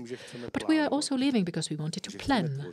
We wanted to create, we wanted to reflect our experiences and be still open to different genres, to generations, to different experiences, cultures, regions, and we started to plan what to do further on. But there was loss of energy, and insecurity and frustration came. Are there people who are really interested in things we are interested in? It doesn't have to be necessarily related to our specific company. But at that time also Štěpán Kubišta left. There was a person who was very important to our theatre, who helped to develop our theatre, not to be stuck. And at that time the war started. There was less energy, no energy, but the experience with pandemic brought us again new energy and showed the energy of culture. We got more than 200 children in the age between 15 and 22. You can't stop the culture. That was a motto that we used, and we performed on the trains, in sites for special children homes. There were many students who left Ukraine, and they were working with us. We left theatre because we went there because there was someone who needed us. And these people slowly are leaving again because it seems that the crisis is coming to an end. And these people are leaving because they have no work here. We offer them the space, theatre, work, but now we cannot continue. We have no space, we have no money. And now I realized that we've been working in a kind of crisis for quite a long time. Cut. Štěpán left, and I came to replace him. For about a year and a half, we were discussing who we are, where we can see ourselves, what we want to do, where do we see ourselves in macro detail by 2028, where can we see ourselves in the upcoming 10 years in detail, and where can see ourselves in some 10 years, 15 years. And I was leaving the theatre with the feeling that all my experiences, all my dreams, I will invest in Cirkla Putika. And because the slaughterhouse, Jatka, we had this vision till 2028. And I again felt like a sponge that I felt like when I was at the faculty. And I still wanted to learn, soak up things. But on the other hand, I was also someone who had a lot of experience, a sponge that can be also strong, that can... but I was also leaving with a number of questions that I'm not able to answer myself, because this is not something I can control. There were things that we created, but also there were things that we can't move on without. And I went home and I was thinking about how can I do things differently, how can I do them better, how can I make use of my experience where I see some shortcomings, problems. In my team there are people I trust. And together with them I try to define this. I wrote it down so that I can see it.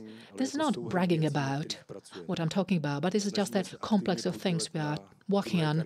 We are trying to work actively also on the second career of our artists.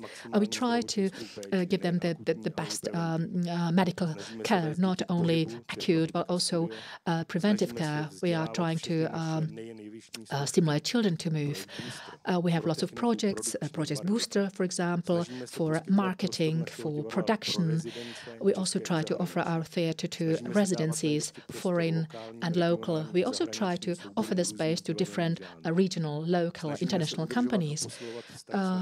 We also try to build the relationship with our audience. We have a number of sociological studies of our audience, and we try to bring up topics that are really important and that resonate with us.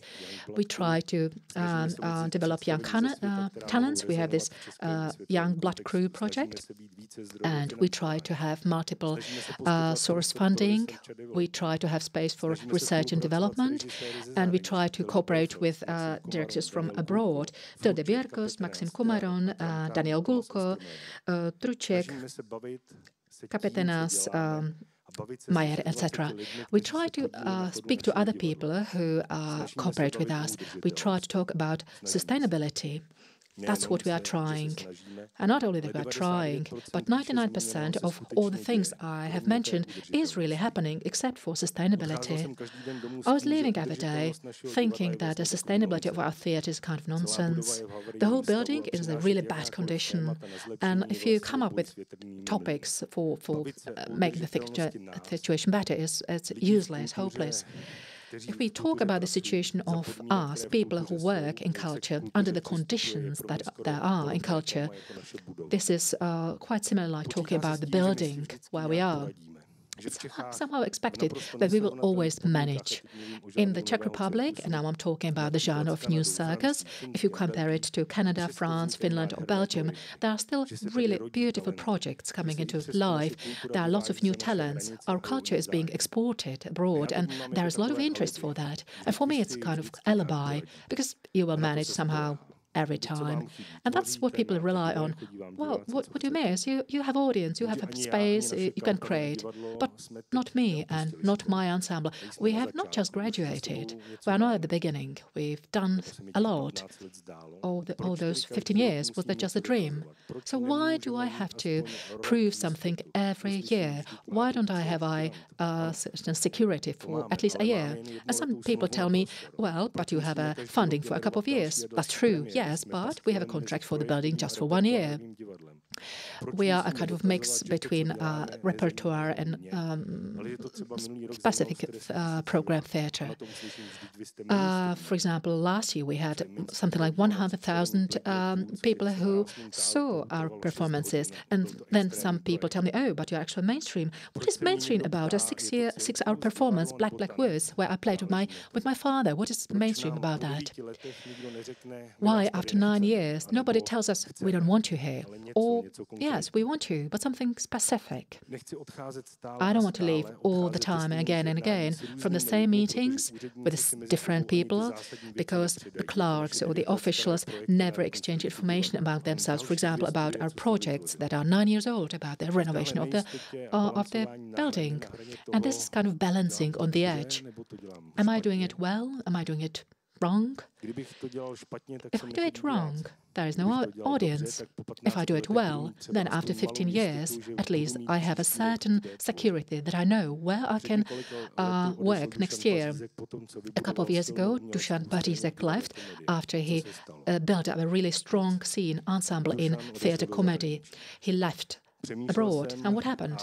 Nothing. Here, I'm thinking about leaving. I've been thinking, I am still thinking about leaving because I don't have enough energy. What will happen? Nothing. Okay, Novák left Jatka. So, nothing. I don't have enough energy to persuade people again and again that it's important to support culture, not just by words and by promises, but it really matters. You have to support it differently, also differently than just by posts on Instagram or social networks. I talk about our work, about new circus, about different kinds of theatre. I see different young artists who have no space where they could perform, where they can discover. I see directors who are really tired because there is overproduction of premieres. At this moment, I can't really see that there's time for reconstruction for our Jatka theatre. Because if it takes another 15 years to reconstruct the Jatka, then it will be for me 25 years. There will be still leak, there will be still water, there will be still problems with the toilets, there will be still 16 degrees in the winter, and there will be mold on the walls. But I'm not sure if the creative spirit can survive there. But I don't want to end up on a pessimistic note. I got another leaving as well. On the 1st of September this year, I left from the position of the executive director of Cirkla Putika. With my brother Vítek, for a long time, we have been choosing from a long list of people who were interested. And on the 1st of September, Ondřej Vykoukal came for this position. And I was living with the feeling that we are able to create a space for a new art, place where we can soak up things, where we can look for things, we can inspire, we can get inspired, where we can provoke and where we can also entertain. And if that's going to be in the building of Jatka, that's not up to us. That's up to other people. But I can't wait. I don't want to wait for another 15 years. Jatka 78 is not a space, it's about people. It's about people who created the space. People inside, but also outside. We can also create it somewhere else.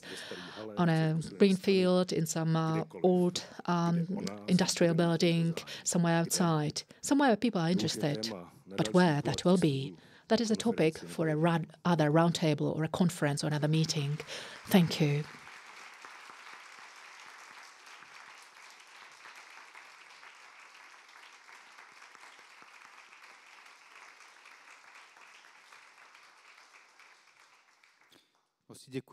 Thank you very much.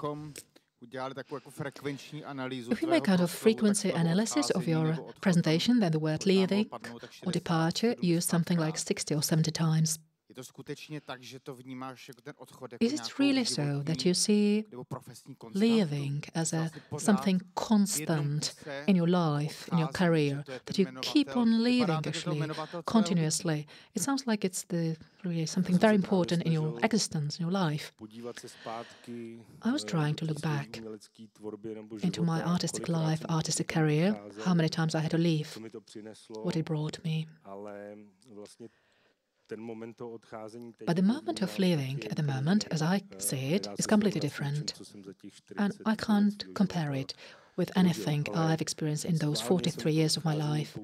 But on purpose, I use the word many times, because I don't see leaving as something negative. I see it as something positive. And because I could have here this presentation, I indeed asked many questions myself. It's kind of banal question, but where is actually the biggest problem? So the question is literally, Rostya, and where is the biggest problem, literally?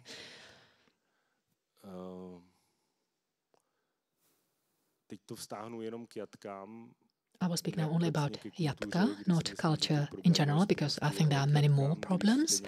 But if you are somewhere for 9 years, and if it's not moving on, but there is effort from our side, how this space can live, how it can connect people, how it can inspire people. We now had Akram Khan, who came to our workshop in the summer.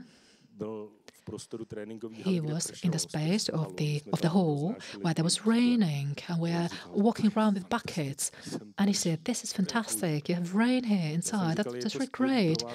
And I said, "It's great for you because you are here for 3 days. But if you are here for 9 years, it's different."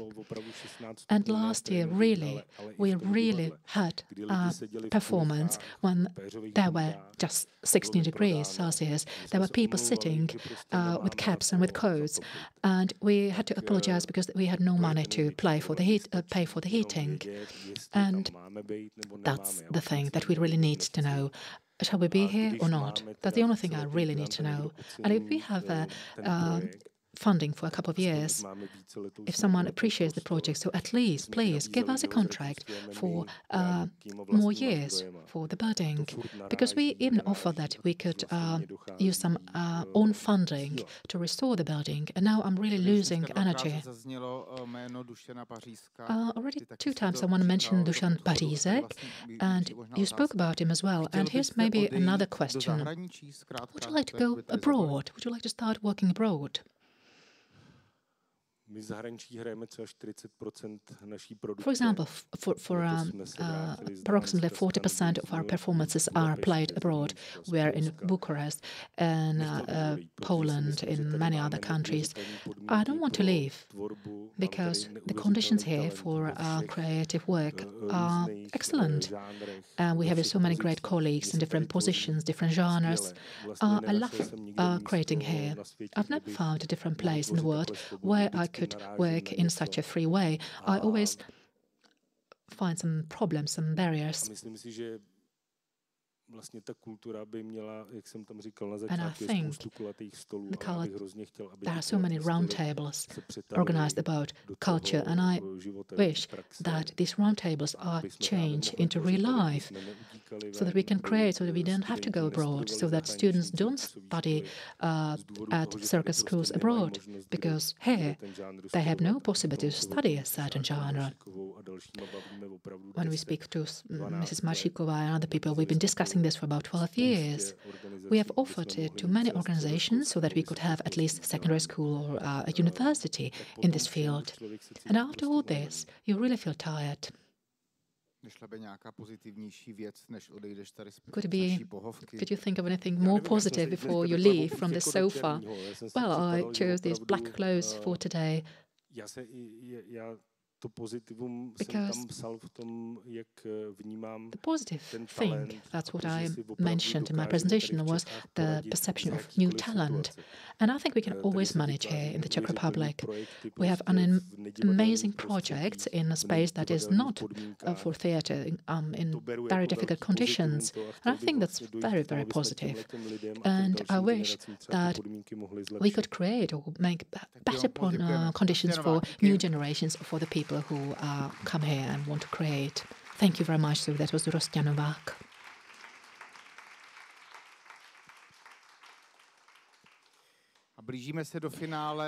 Now we are getting to the final part of our morning program, and I would like to ask Dalibor Špok, who's a psychologist and a psychotherapist, and also a coach, who focuses especially on personal professional development. And I think we can expect a perspective from outside. And I'm really happy, Dalibor, that you spent the whole morning here, because I think you might have got some hints about the direction of your presentation. And I would like to remind you that we have the application slider. Please make use of it. I almost forgot to speak Czech now. odpověďmi. Děkuji moc za odpovědi. Protože se klidně potom nebojte být v těch dotazech osobní. Don't be afraid to be personal in those questions. We can have a kind of therapeutic session. Dalibor, the floor is yours. Thank you very much. Good morning. I'm not a psychiatrist, just please, I cannot prescribe any medicine. I can heal only with words. I get information from the organizers that we are not under time pressure, and I'm really relieved because I have a lot of things I want to speak about. So maybe I can make it a little bit shorter. I understand that my presentation is before the lunch break, because usually that's a good timing, because there are not many curious questions. And another good time slot is after lunch and people are a little bit tired. So I think the timing is good. I have divided my presentation into two parts or two areas. It seems that leaving is very psychological phenomenon that we have to deal with inside, but we often don't realize how connected it is to also culture and society. And it's about roles, and we are imprinted by culture and society. So this is something I would like to speak about a bit in the second part, and also about changes. And why do I want to speak about this? Because we live in the time of huge changes, and it's about professional roles and life roles that are related with leaving and have an influence on the process of leaving. I'll speak about it in the second part. So the second part will be about this societal and cultural impacts. The first part is about the psychology of leaving. Please, let's see leaving not just as a point when I decide to leave from somewhere. When do I do it? Who will I tell? Etc. But please, let's try to understand it in the broader context as a part of change. Please, could I see the next slide? So, leaving is part of psychological change. It is part of change of our identity. We often don't realize this, but of course it is clear. Sometimes we have to leave our professional roles, we have some tasks, we have some visions, some ambitions. It doesn't matter if they are successful or not. And from all this, we are loosening ourselves from all these roles. So it means that fundamentally, we are changing our identity. And this can be also a kind of psychological death. It means that we are leaving something that is nourishing us. It might be annoying, but at the same time, it still is nourishing us. Maybe sometimes something unpleasant is better than nothing. Okay, let's go to the next slide. We need to realize that in life we need two things. We need stability, but also change. Stability means that for some time we are in a certain role at our work, our studies, family. Because if you have no stability, you cannot create anything deep. At the same time, we must be able of change. So it must be to swap between the roles.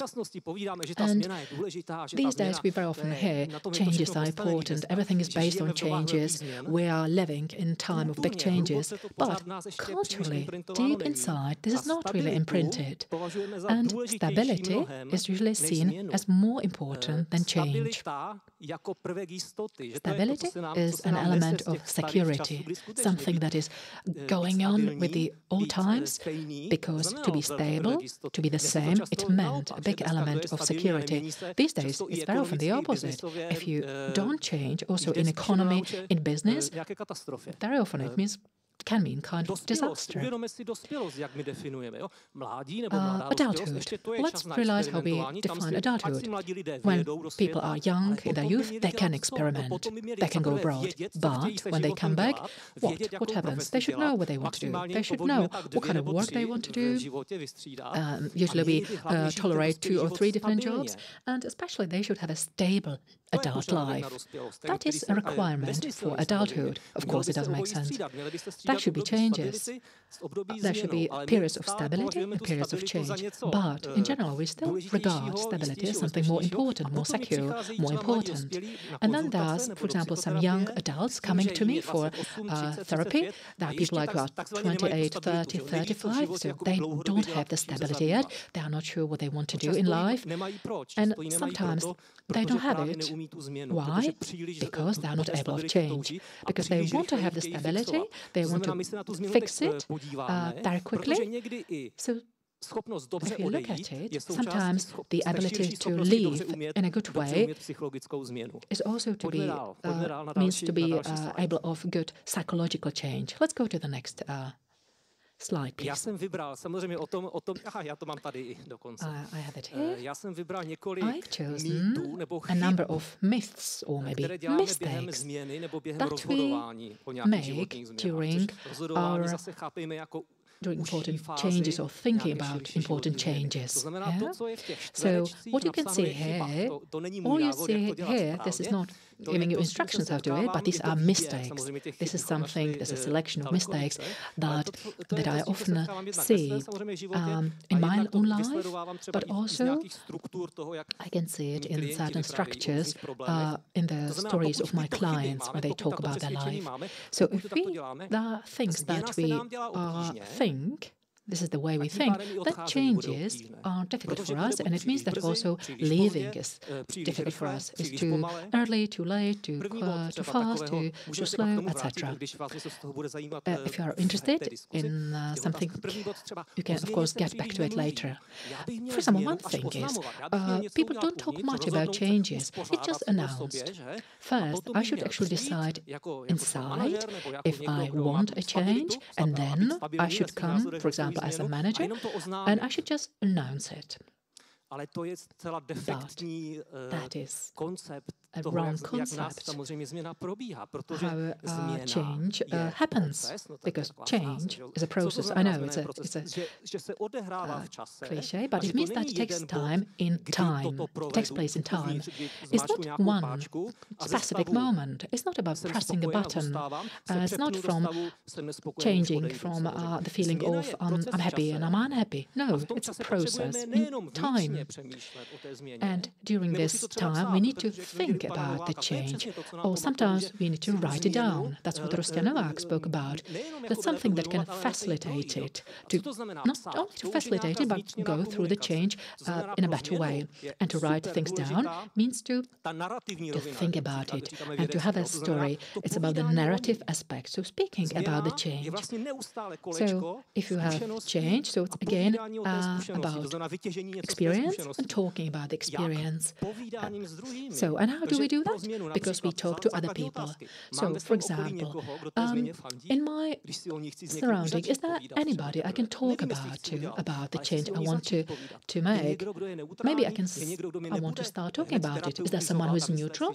Is there someone who won't be a kind of therapist for me, who won't break down if I start talking about it? No, I need to make an experience, and then I need to talk about it. And by talking about it, I actually find out if the change is worth doing it, if that's what I really want. So that's a combination of talking about it and making the experiences. But if we realize this is usually how we don't do it, because very often it's about making experience by thinking about it. If I want to get divorced, for example, that's a big change. I don't necessarily need to look for a lover,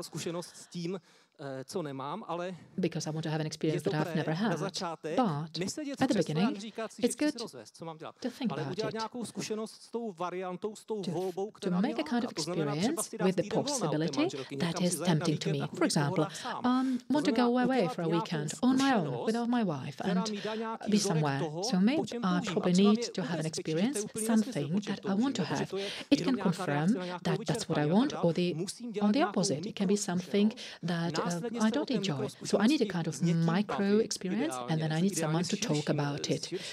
Ideally with more people, lidí, kteří mají různé pozice, people who have different nebo alespoň positions, vnitřně sám se sebou, or psát si to, internally also, I can analyze it myself. I can write things down.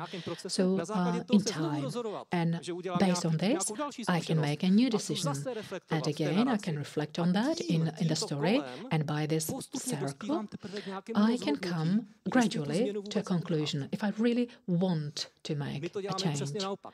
In our life, very often we do the very opposite. We think we can think about the change without any experience. For example, I have a client, he comes to me and asks him, okay, no, I haven't tried it.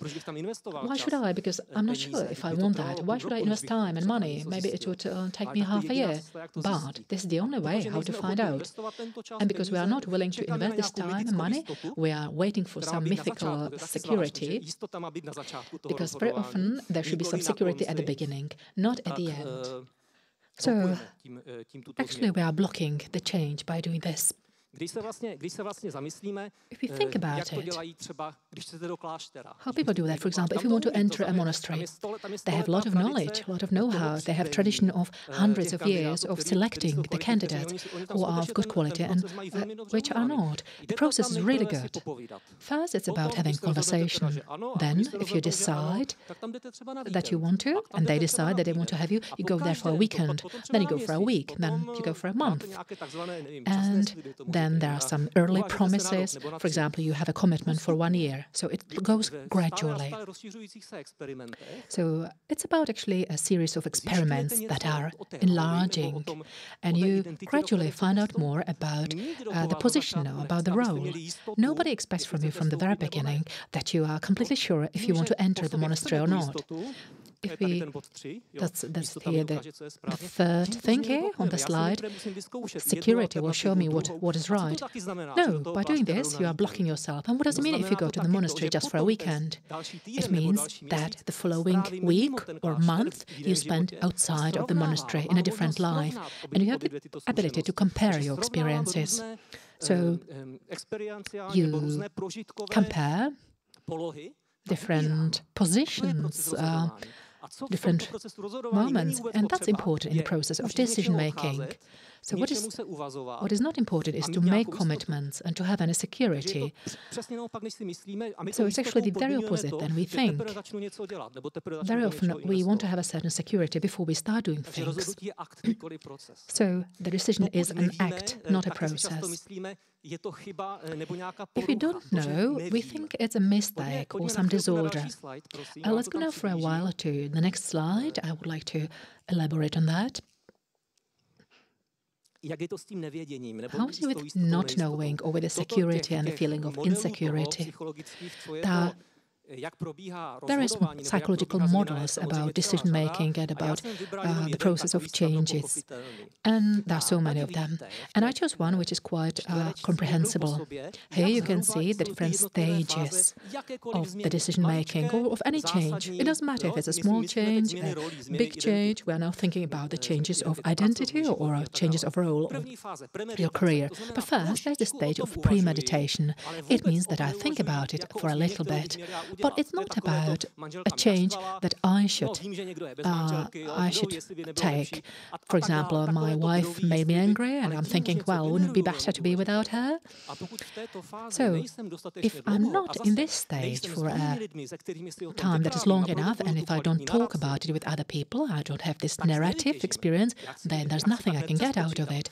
I want to skip to the next one. The next part or stage is meditation. This does not mean that I'm just imagining a pink cloud, but it's the process of thinking about. This is the really serious thinking about the change. And I think maybe it is time to really do something about marriage. Maybe I should go to some counselor, maybe I should really think about the divorce, etc. But to be able to take the change seriously, I need the first stage, the premeditation. But thinking, it's not only thinking, it's also talking about it to other people. I reflect on their opinions. And the next stage are these experiments. And these two stages experiments, trying, and meditation and decision, this is actually a kind of circle that you can repeat again and again.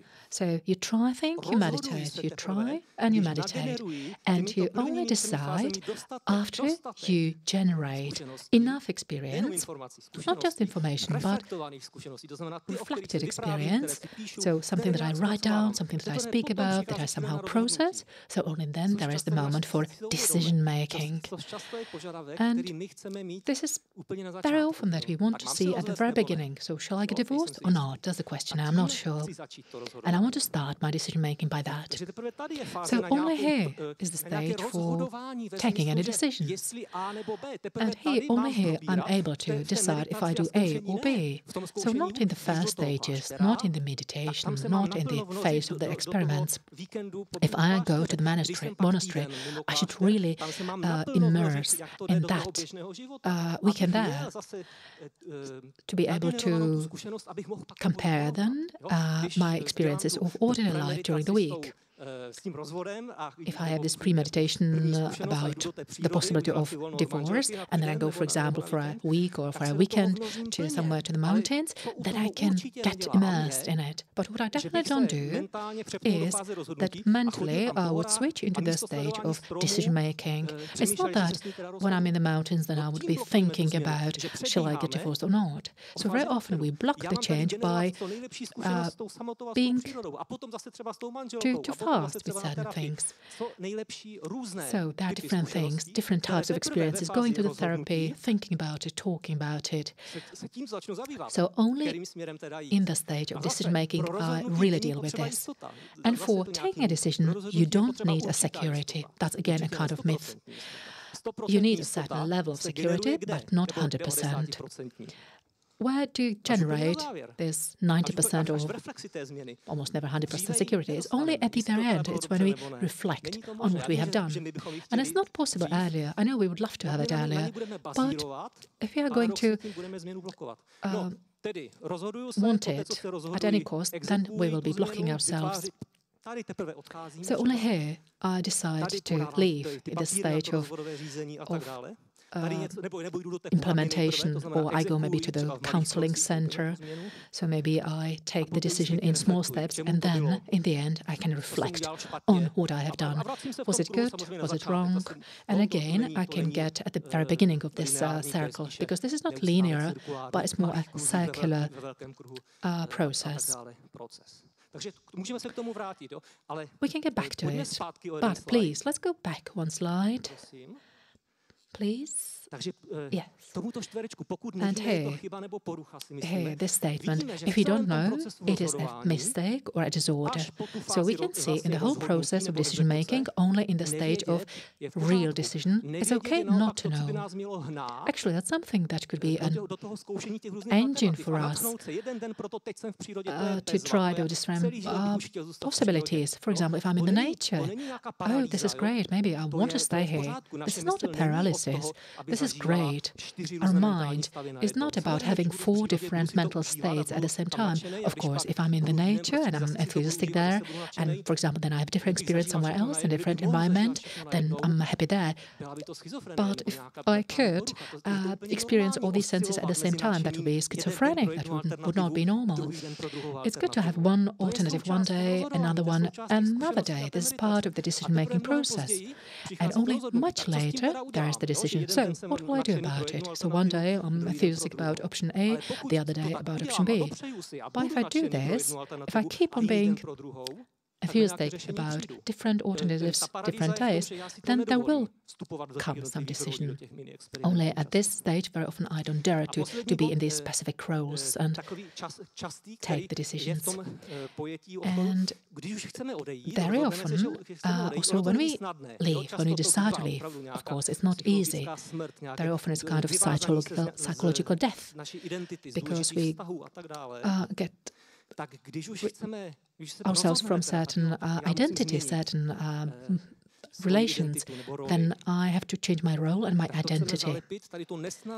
And this very difficult stage that is ahead of us, we prefer to start very quickly a new role, find very quickly something new.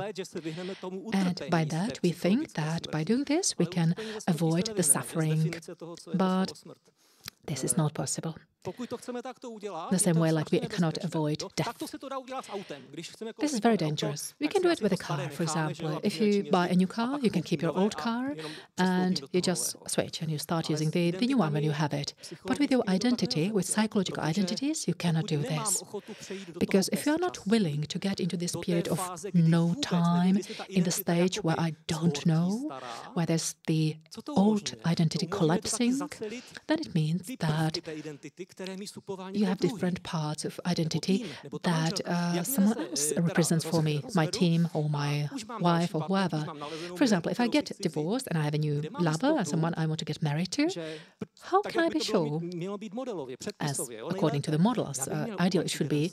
So ideally I should finish one relationship, I should like close my soul, separate it. But from everything, not just the negative things, from the ex-partner. For example, there were good things about her as well. Maybe she was she was an extrovert. Maybe she was for me a source of different social contacts. And now, in this period of between the new before a new relationship starts, in this period, I should get into terms with all these changes. If we do that, then it's better for the new relationship, because if I only decide for the change, then it's not that it's only a compensation for something that irritated me in the old relationship. If I quit my job, if I feel I've had a burnout and I'm angry with my customers, for example, then I decide to become a fisherman so that I don't see any people, or I become someone working in the woods. Then this is a response to something that was too much. And there's a difference between reacting to something which is excessive, which is too much, and something that I find my new role according to my preferences. And we jump from one role to another. Very often we have the tendency to compensate something that was excessive. And sometimes we exaggerate the new choice. For example, I become a woodcutter because I don't want to meet any people. But what happens? Very often, in 2 weeks' time, I'm in a crisis because there are not enough people I'm meeting. But what is that about if you jump from this position to another? This is about experimenting. That's okay. But we should have done that in the previous stages. I should have tried. At the moment that I had my job, I should have tried for a week or maybe 2 weeks to become a woodcutter. And then I would know if this is something that I want to do. How much time do we have?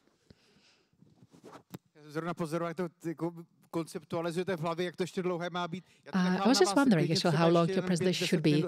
I think we have some more 5 or 10 minutes so that we have some 20 minutes for the questions.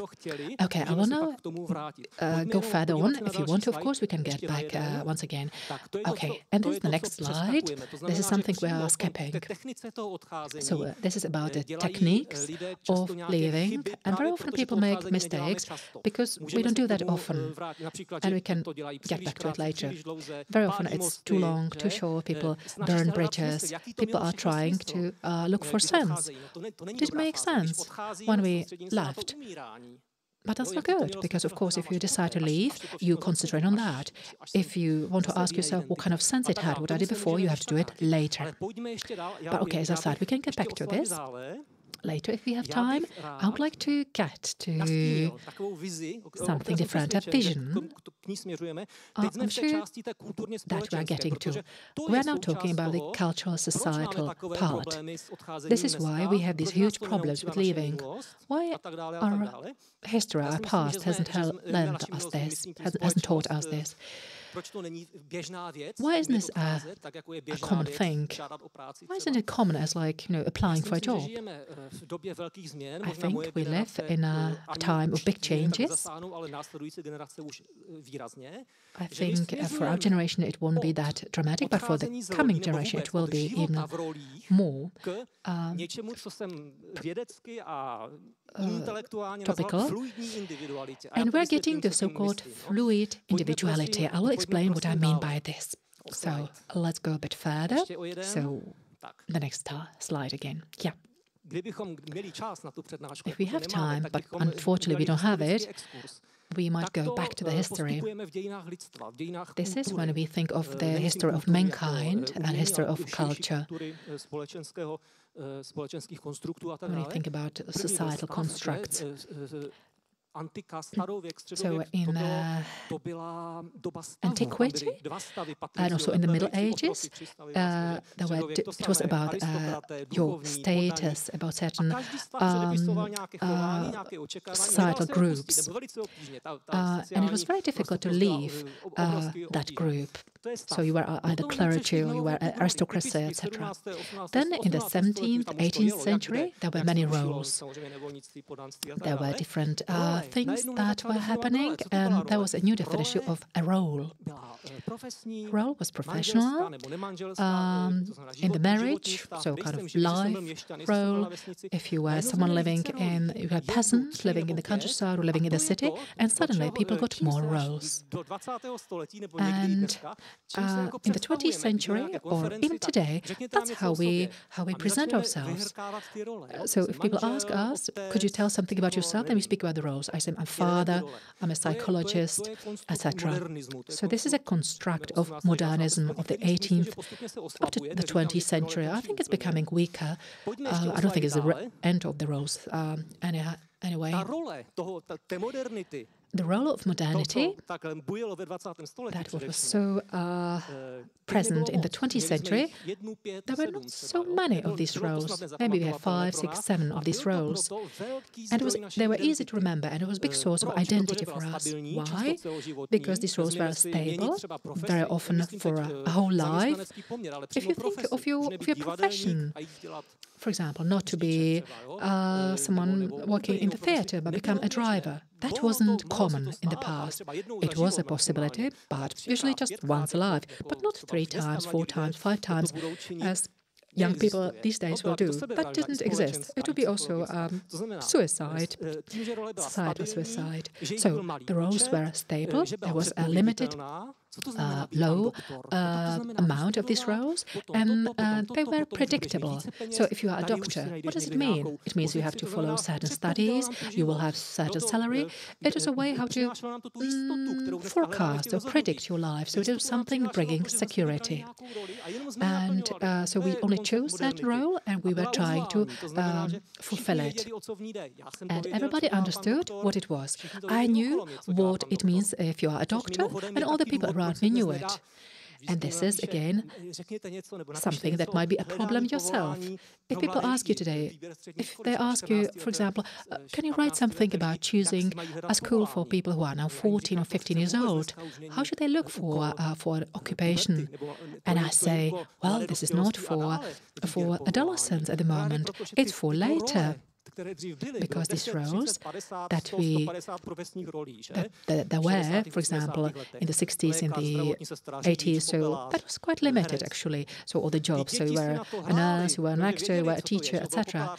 And or a dustman, and children used to play games with these roles, so they were testing it. They were experimenting with these roles, and they could do it in their childhood. And people who had these roles didn't differ that much, among others. These days it's different. Now we have thousands or tens of thousands of different positions, and these days very often we hear a name of a position like supply chain manager. Okay, I don't know exactly what such a person does. It's not something I can play as a child. I can't play games with this. It means that the approach must be different. So this is the modernity. And we're leaving this. We're leaving these roles. And they're falling apart. I'm not saying they're leaving completely, but they are dissolving. But because we change the roles more often, and the whole approach is fundamentally different. What does it mean that these roles are falling apart? There are different factors, psychological. Especially the young people, that's something that is talked about a lot. Young people don't want to work. They want to do the same work for 10 years. People want to be happy and satisfied immediately. Economic maturity in our part of the world is not like that, that if you start to experiment with your work at the age of 50 or 60, that it will be the end of your life. No, you will always make your living. Globalization. These days, you can work in many countries around the world. You can work from anywhere, and this has an impact on economy, on the working of companies, because many companies are interconnected globally. It means that they cannot do what they used to do in the past, in the 20th century, when there was a typical social contract. You give me loyalty, for example, think of the Baťa company, and I will look after you. You can stay with me for 40 years, and in 2 years' time you'll be a manager, then you'll be a director, there will be a plan for your career development. But this is not possible these days. But in today's world, it's different. You have these just-in-time systems, and a company is not able to know what will happen in 1 year's time. They cannot plan how many people they will have in 6 months. So all this is changing. So this aspect of security is changing, but it gives us freedom. So it's not a problem to leave, to quit. It's not a societal suicide. We don't now give loyalty, but quality, and what you get for that is freedom. So, another thing, there are also changes of work contracts. There are some technological changes. Very often we can work online, and that makes it possible, and work might be easier. To learn new things, a new profession is possible because there are courses, lessons online, and the system of tertiary education that is common these days. I'm not talking about some heart surgery, but there are lots of positions, some 80% of positions where you can transfer your knowledge. Then it might take you a year or maybe 2 years of some online or hybrid education, and you might change your role. So this is not how it was in the past, because for 7 years, for example, we had to go somewhere to school. And this might also mean also many changes. And the last factors are societal factors. Some people might not agree with this, but many people will tell you, yes, it might be like that. It's something normal. So we accept it. We accept that each of us can have different roles in their life, and not just a couple of roles, but tens of roles, dozens of roles. And my vision is, and I think that these roles will become so much smaller that we won't call them roles anymore, but there will be more projects, responsibilities. We will talk about, for example, about interim managers, people who will be hired for a very special project that will have a clear beginning and end. And this will be the way how we will start to define ourselves. I'm almost coming to the end, but I wanted to just tell you something funny. I think, for example, I'll give you 2 examples. I'm already living this. It doesn't look that way, but on the outside, I'm a psychologist.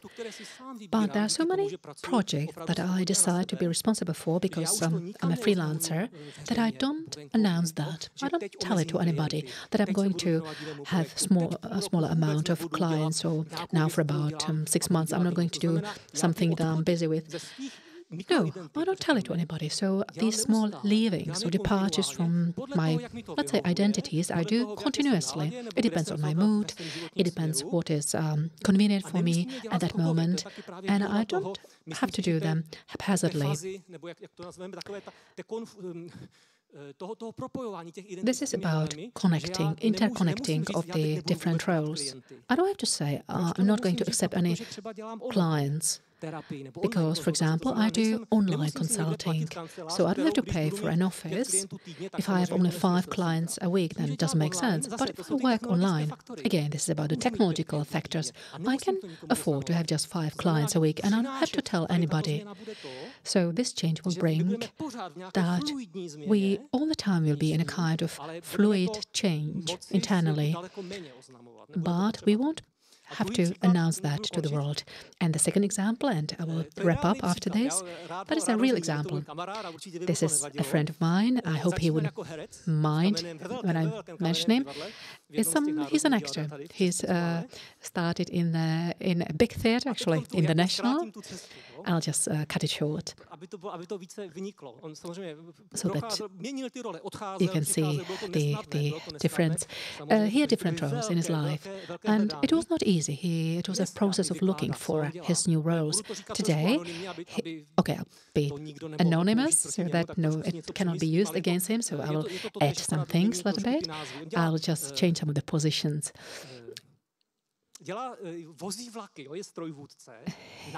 He works actually as a train conductor or driver, and he does it at night. So at night very often you have to wait for a long time. That's what he told me. He knows that for about 2 or 3 hours he has to wait somewhere. And he has different roles. He says, okay, at night I'm sitting in the carriage, in the engine, and I have time. He's an export manager for one company that produces a certain commodity, for example, cheese. I don't want to be specific. So he's an export manager for Europe, and his responsibility is export of cheese. So, for example, I'm sitting in the engine, and there's red light. So I take my laptop and I start working. I start writing emails to different managers, to different sales departments of different companies. He is a really good export manager. He even won an award. He showed me. And when I get enough of that, I get another laptop, and there he works as an insurance agent. He had these different identities, so he was a classical insurance consultant, but he was very successful. He had his own team that he doesn't have anymore, but these days he does special, very high quality insurance for certain institutions. For example, for the Chamber of Architects needs to have a very special insurance contract, and that's what he does. And then there is a green light. He closes his laptops and he can go. And this is not the only example. This is a bit extreme and it's nice to describe. But many of my clients have different roles, and they are taking on different roles. And very often they have good combinations. For example, it's a manual work position and something mental. For example, I know a surgeon who started to work as a jeweler, not just as a hobby, but it's really a profession for him. He can earn money by that. And I can see more and more of these combinations. And again, I think this is a way how to compensate certain extremes.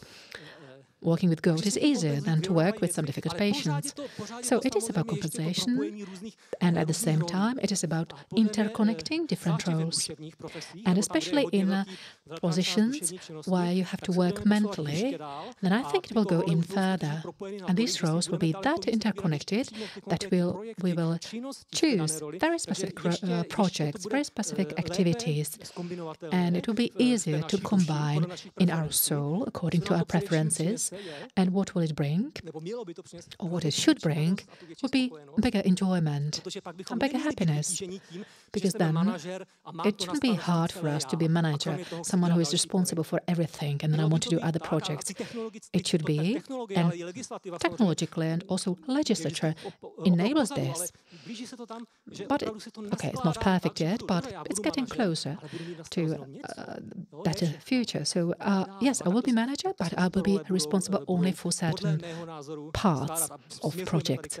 So I think this fluidity and this hybrid model is something that we are aiming at. Thank you very much for your attention, and please ask questions about anything you might be interested in. Thank you very much. I have just realized we might use Slido in a different way, because I would be really curious knowing who the actor is you mentioned. And actually, the name for the application is a funny one, because it reminds me of the Czech word to spy. Anyway, that was just a joke. I have many things I would like to ask you about, because on Slido at the moment there are not so many questions. Rostya mentioned one thing, but maybe I think we could sense it in a number of other presentations, and that is, I'm tired. I have no energy anymore. It's time to leave. But on the other hand, in your presentation, we felt that change can be also a reflected way how to reflect to some expression of courage. So how could we say it in general, how a change is being seen? So is it a failure or is it a courage? I think very often it's about a failure. I think all these cultural models go on for a very long time, even though deep inside we see it as courage, but people around us, or people that we are in touch with, the people who are close to us, they will see it as courage and will support us, but in the mainstream perception, these things are still seen as a failure, because the concept of stability is that huge, is that strong. If the situation is good for the person, why should he or she be leaving? I think this is the concept of stability. It has some historical reasons, but I think very often the cultural models react much later. And this is also why, also these days, it's also difficult to change the roles. Because when you do it, you only build the cultural experience with this. Now, this is the time when the cultural experience is being built up. The next generation, for the next generation, it will be much easier. They won't understand why it was so difficult in our time. Don't we have different fluid roles, for example, at university, when we have different jobs, part-time jobs, and later we are put into pigeonholes when we have a real career. Yes, this is a beginning. So if you work as a volunteer, if you get a summer job, etc., and I think it's great. If it is at university, you can see that it is, you might get progress. It's not because you are young and because your brain is rigid, but because you are exposed to this huge mix of change.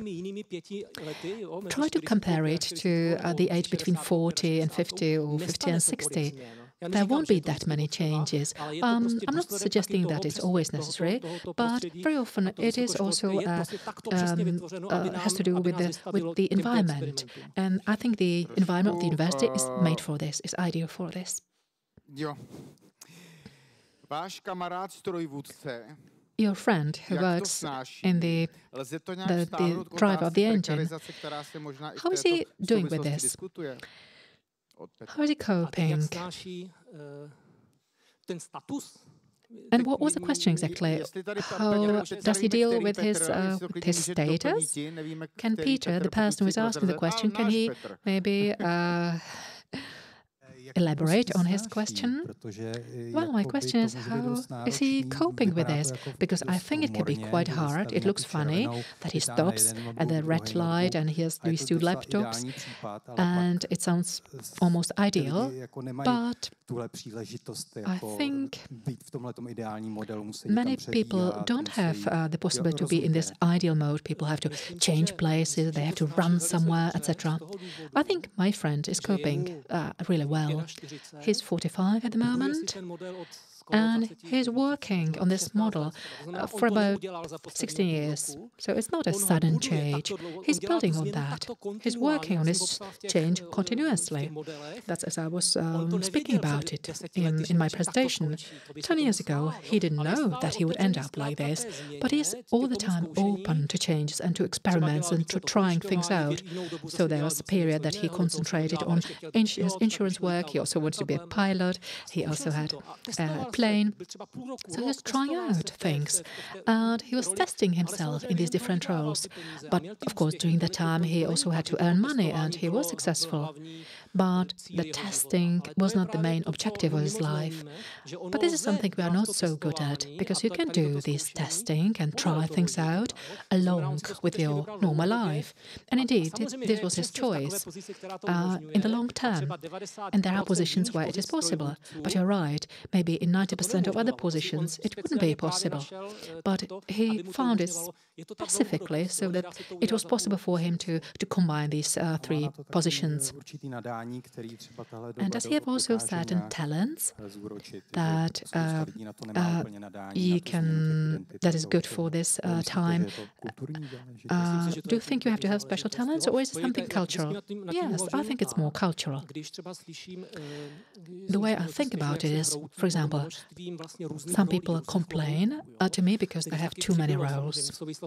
And of course, in relation to different technological things, the situation is more difficult. But if you look at the traditional way of life 200 years ago, somewhere in the countryside, how many of these roles did you have? You worked as a farmer, so probably you had a position of a teacher because you had people working under you. You were an economist, you had to know something about the animals, so you were a vet as well. You had to reconstruct your house, so you were a builder as well. So there are many, many different roles. And of course, these people didn't have to go to special institutions to learn this because they learned it from their parents, for example. But it wasn't a burden. It was very common at the time. What is hard for us now, of course, we have to find our own preferences and what to choose. Because we want to have a good life, we have to have a good quality life, we don't want to make wrong decisions, so that is difficult. And we are not good at it. We are not good at analyzing ourselves. And I'm not sure which roles I need. We don't have this in our culture. The tradition that there is no this tradition someone who taught us. And the second thing is we have to explain to the society, even to our family, to our wife, because people will be asking us, are you leaving the national? Why are you doing that? What are you going to do next? So it's a question of status. So we need to explain to the society, which is behind, if you speak about these cultural concepts. And I think that's the hardest thing. It's not about talents. I think many people are able to do more things simultaneously. Here's a question, maybe cultural or generational. I always used to have different roles, but I had the impression that I didn't do anything really well. I was feeling like that I was experimenting. But can I experiment my whole life? Yes, of course. I think it's about a certain level. There's always some experiment. But about energy, how much I invest in it. It can be an experiment that I invest 10% in of my energy, 30% of my energy. That is fluid as well. So what is the definition to do something full-time?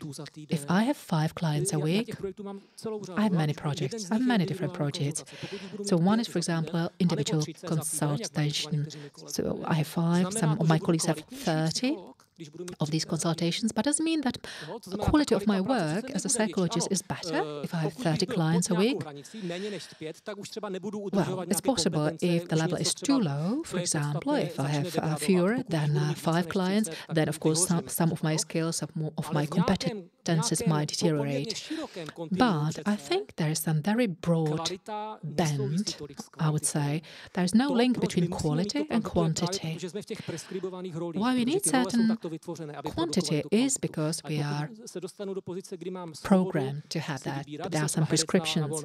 But if I'm, for example, an actor, a freelancer, when it's about your time flexibility, it doesn't mean if I have 10 times more performances. It doesn't mean that I'm 10 times better actor.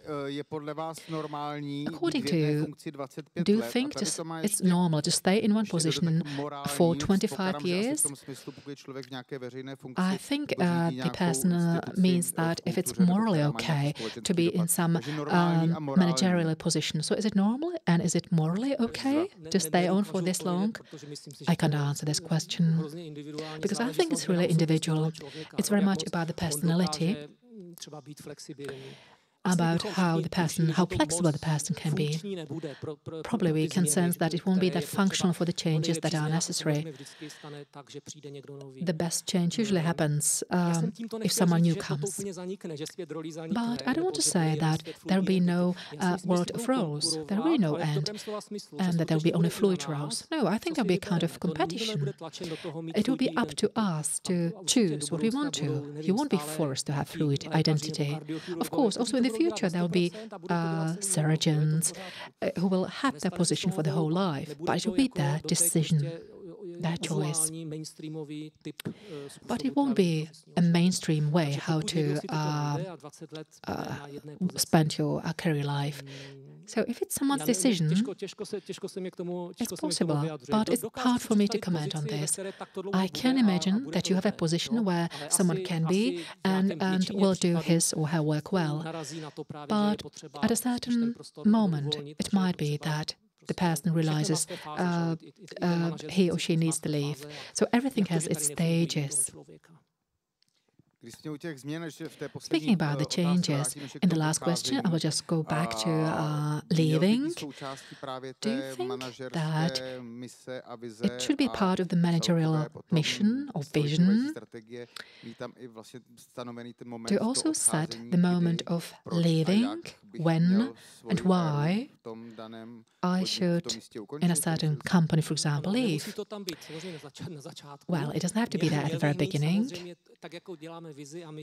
Like we work on visions and missions for certain concepts or companies, I should have it also for myself, my personal vision and mission. So what values are important for me in my life?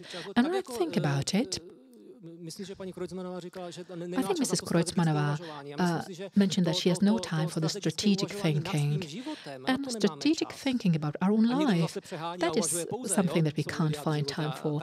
Other people just do it excessively, that's the other extreme. But if we find time once in a while and we start thinking strategically about our life and we think about the vision and we think, okay, what I should change, are there too many things of certain kind?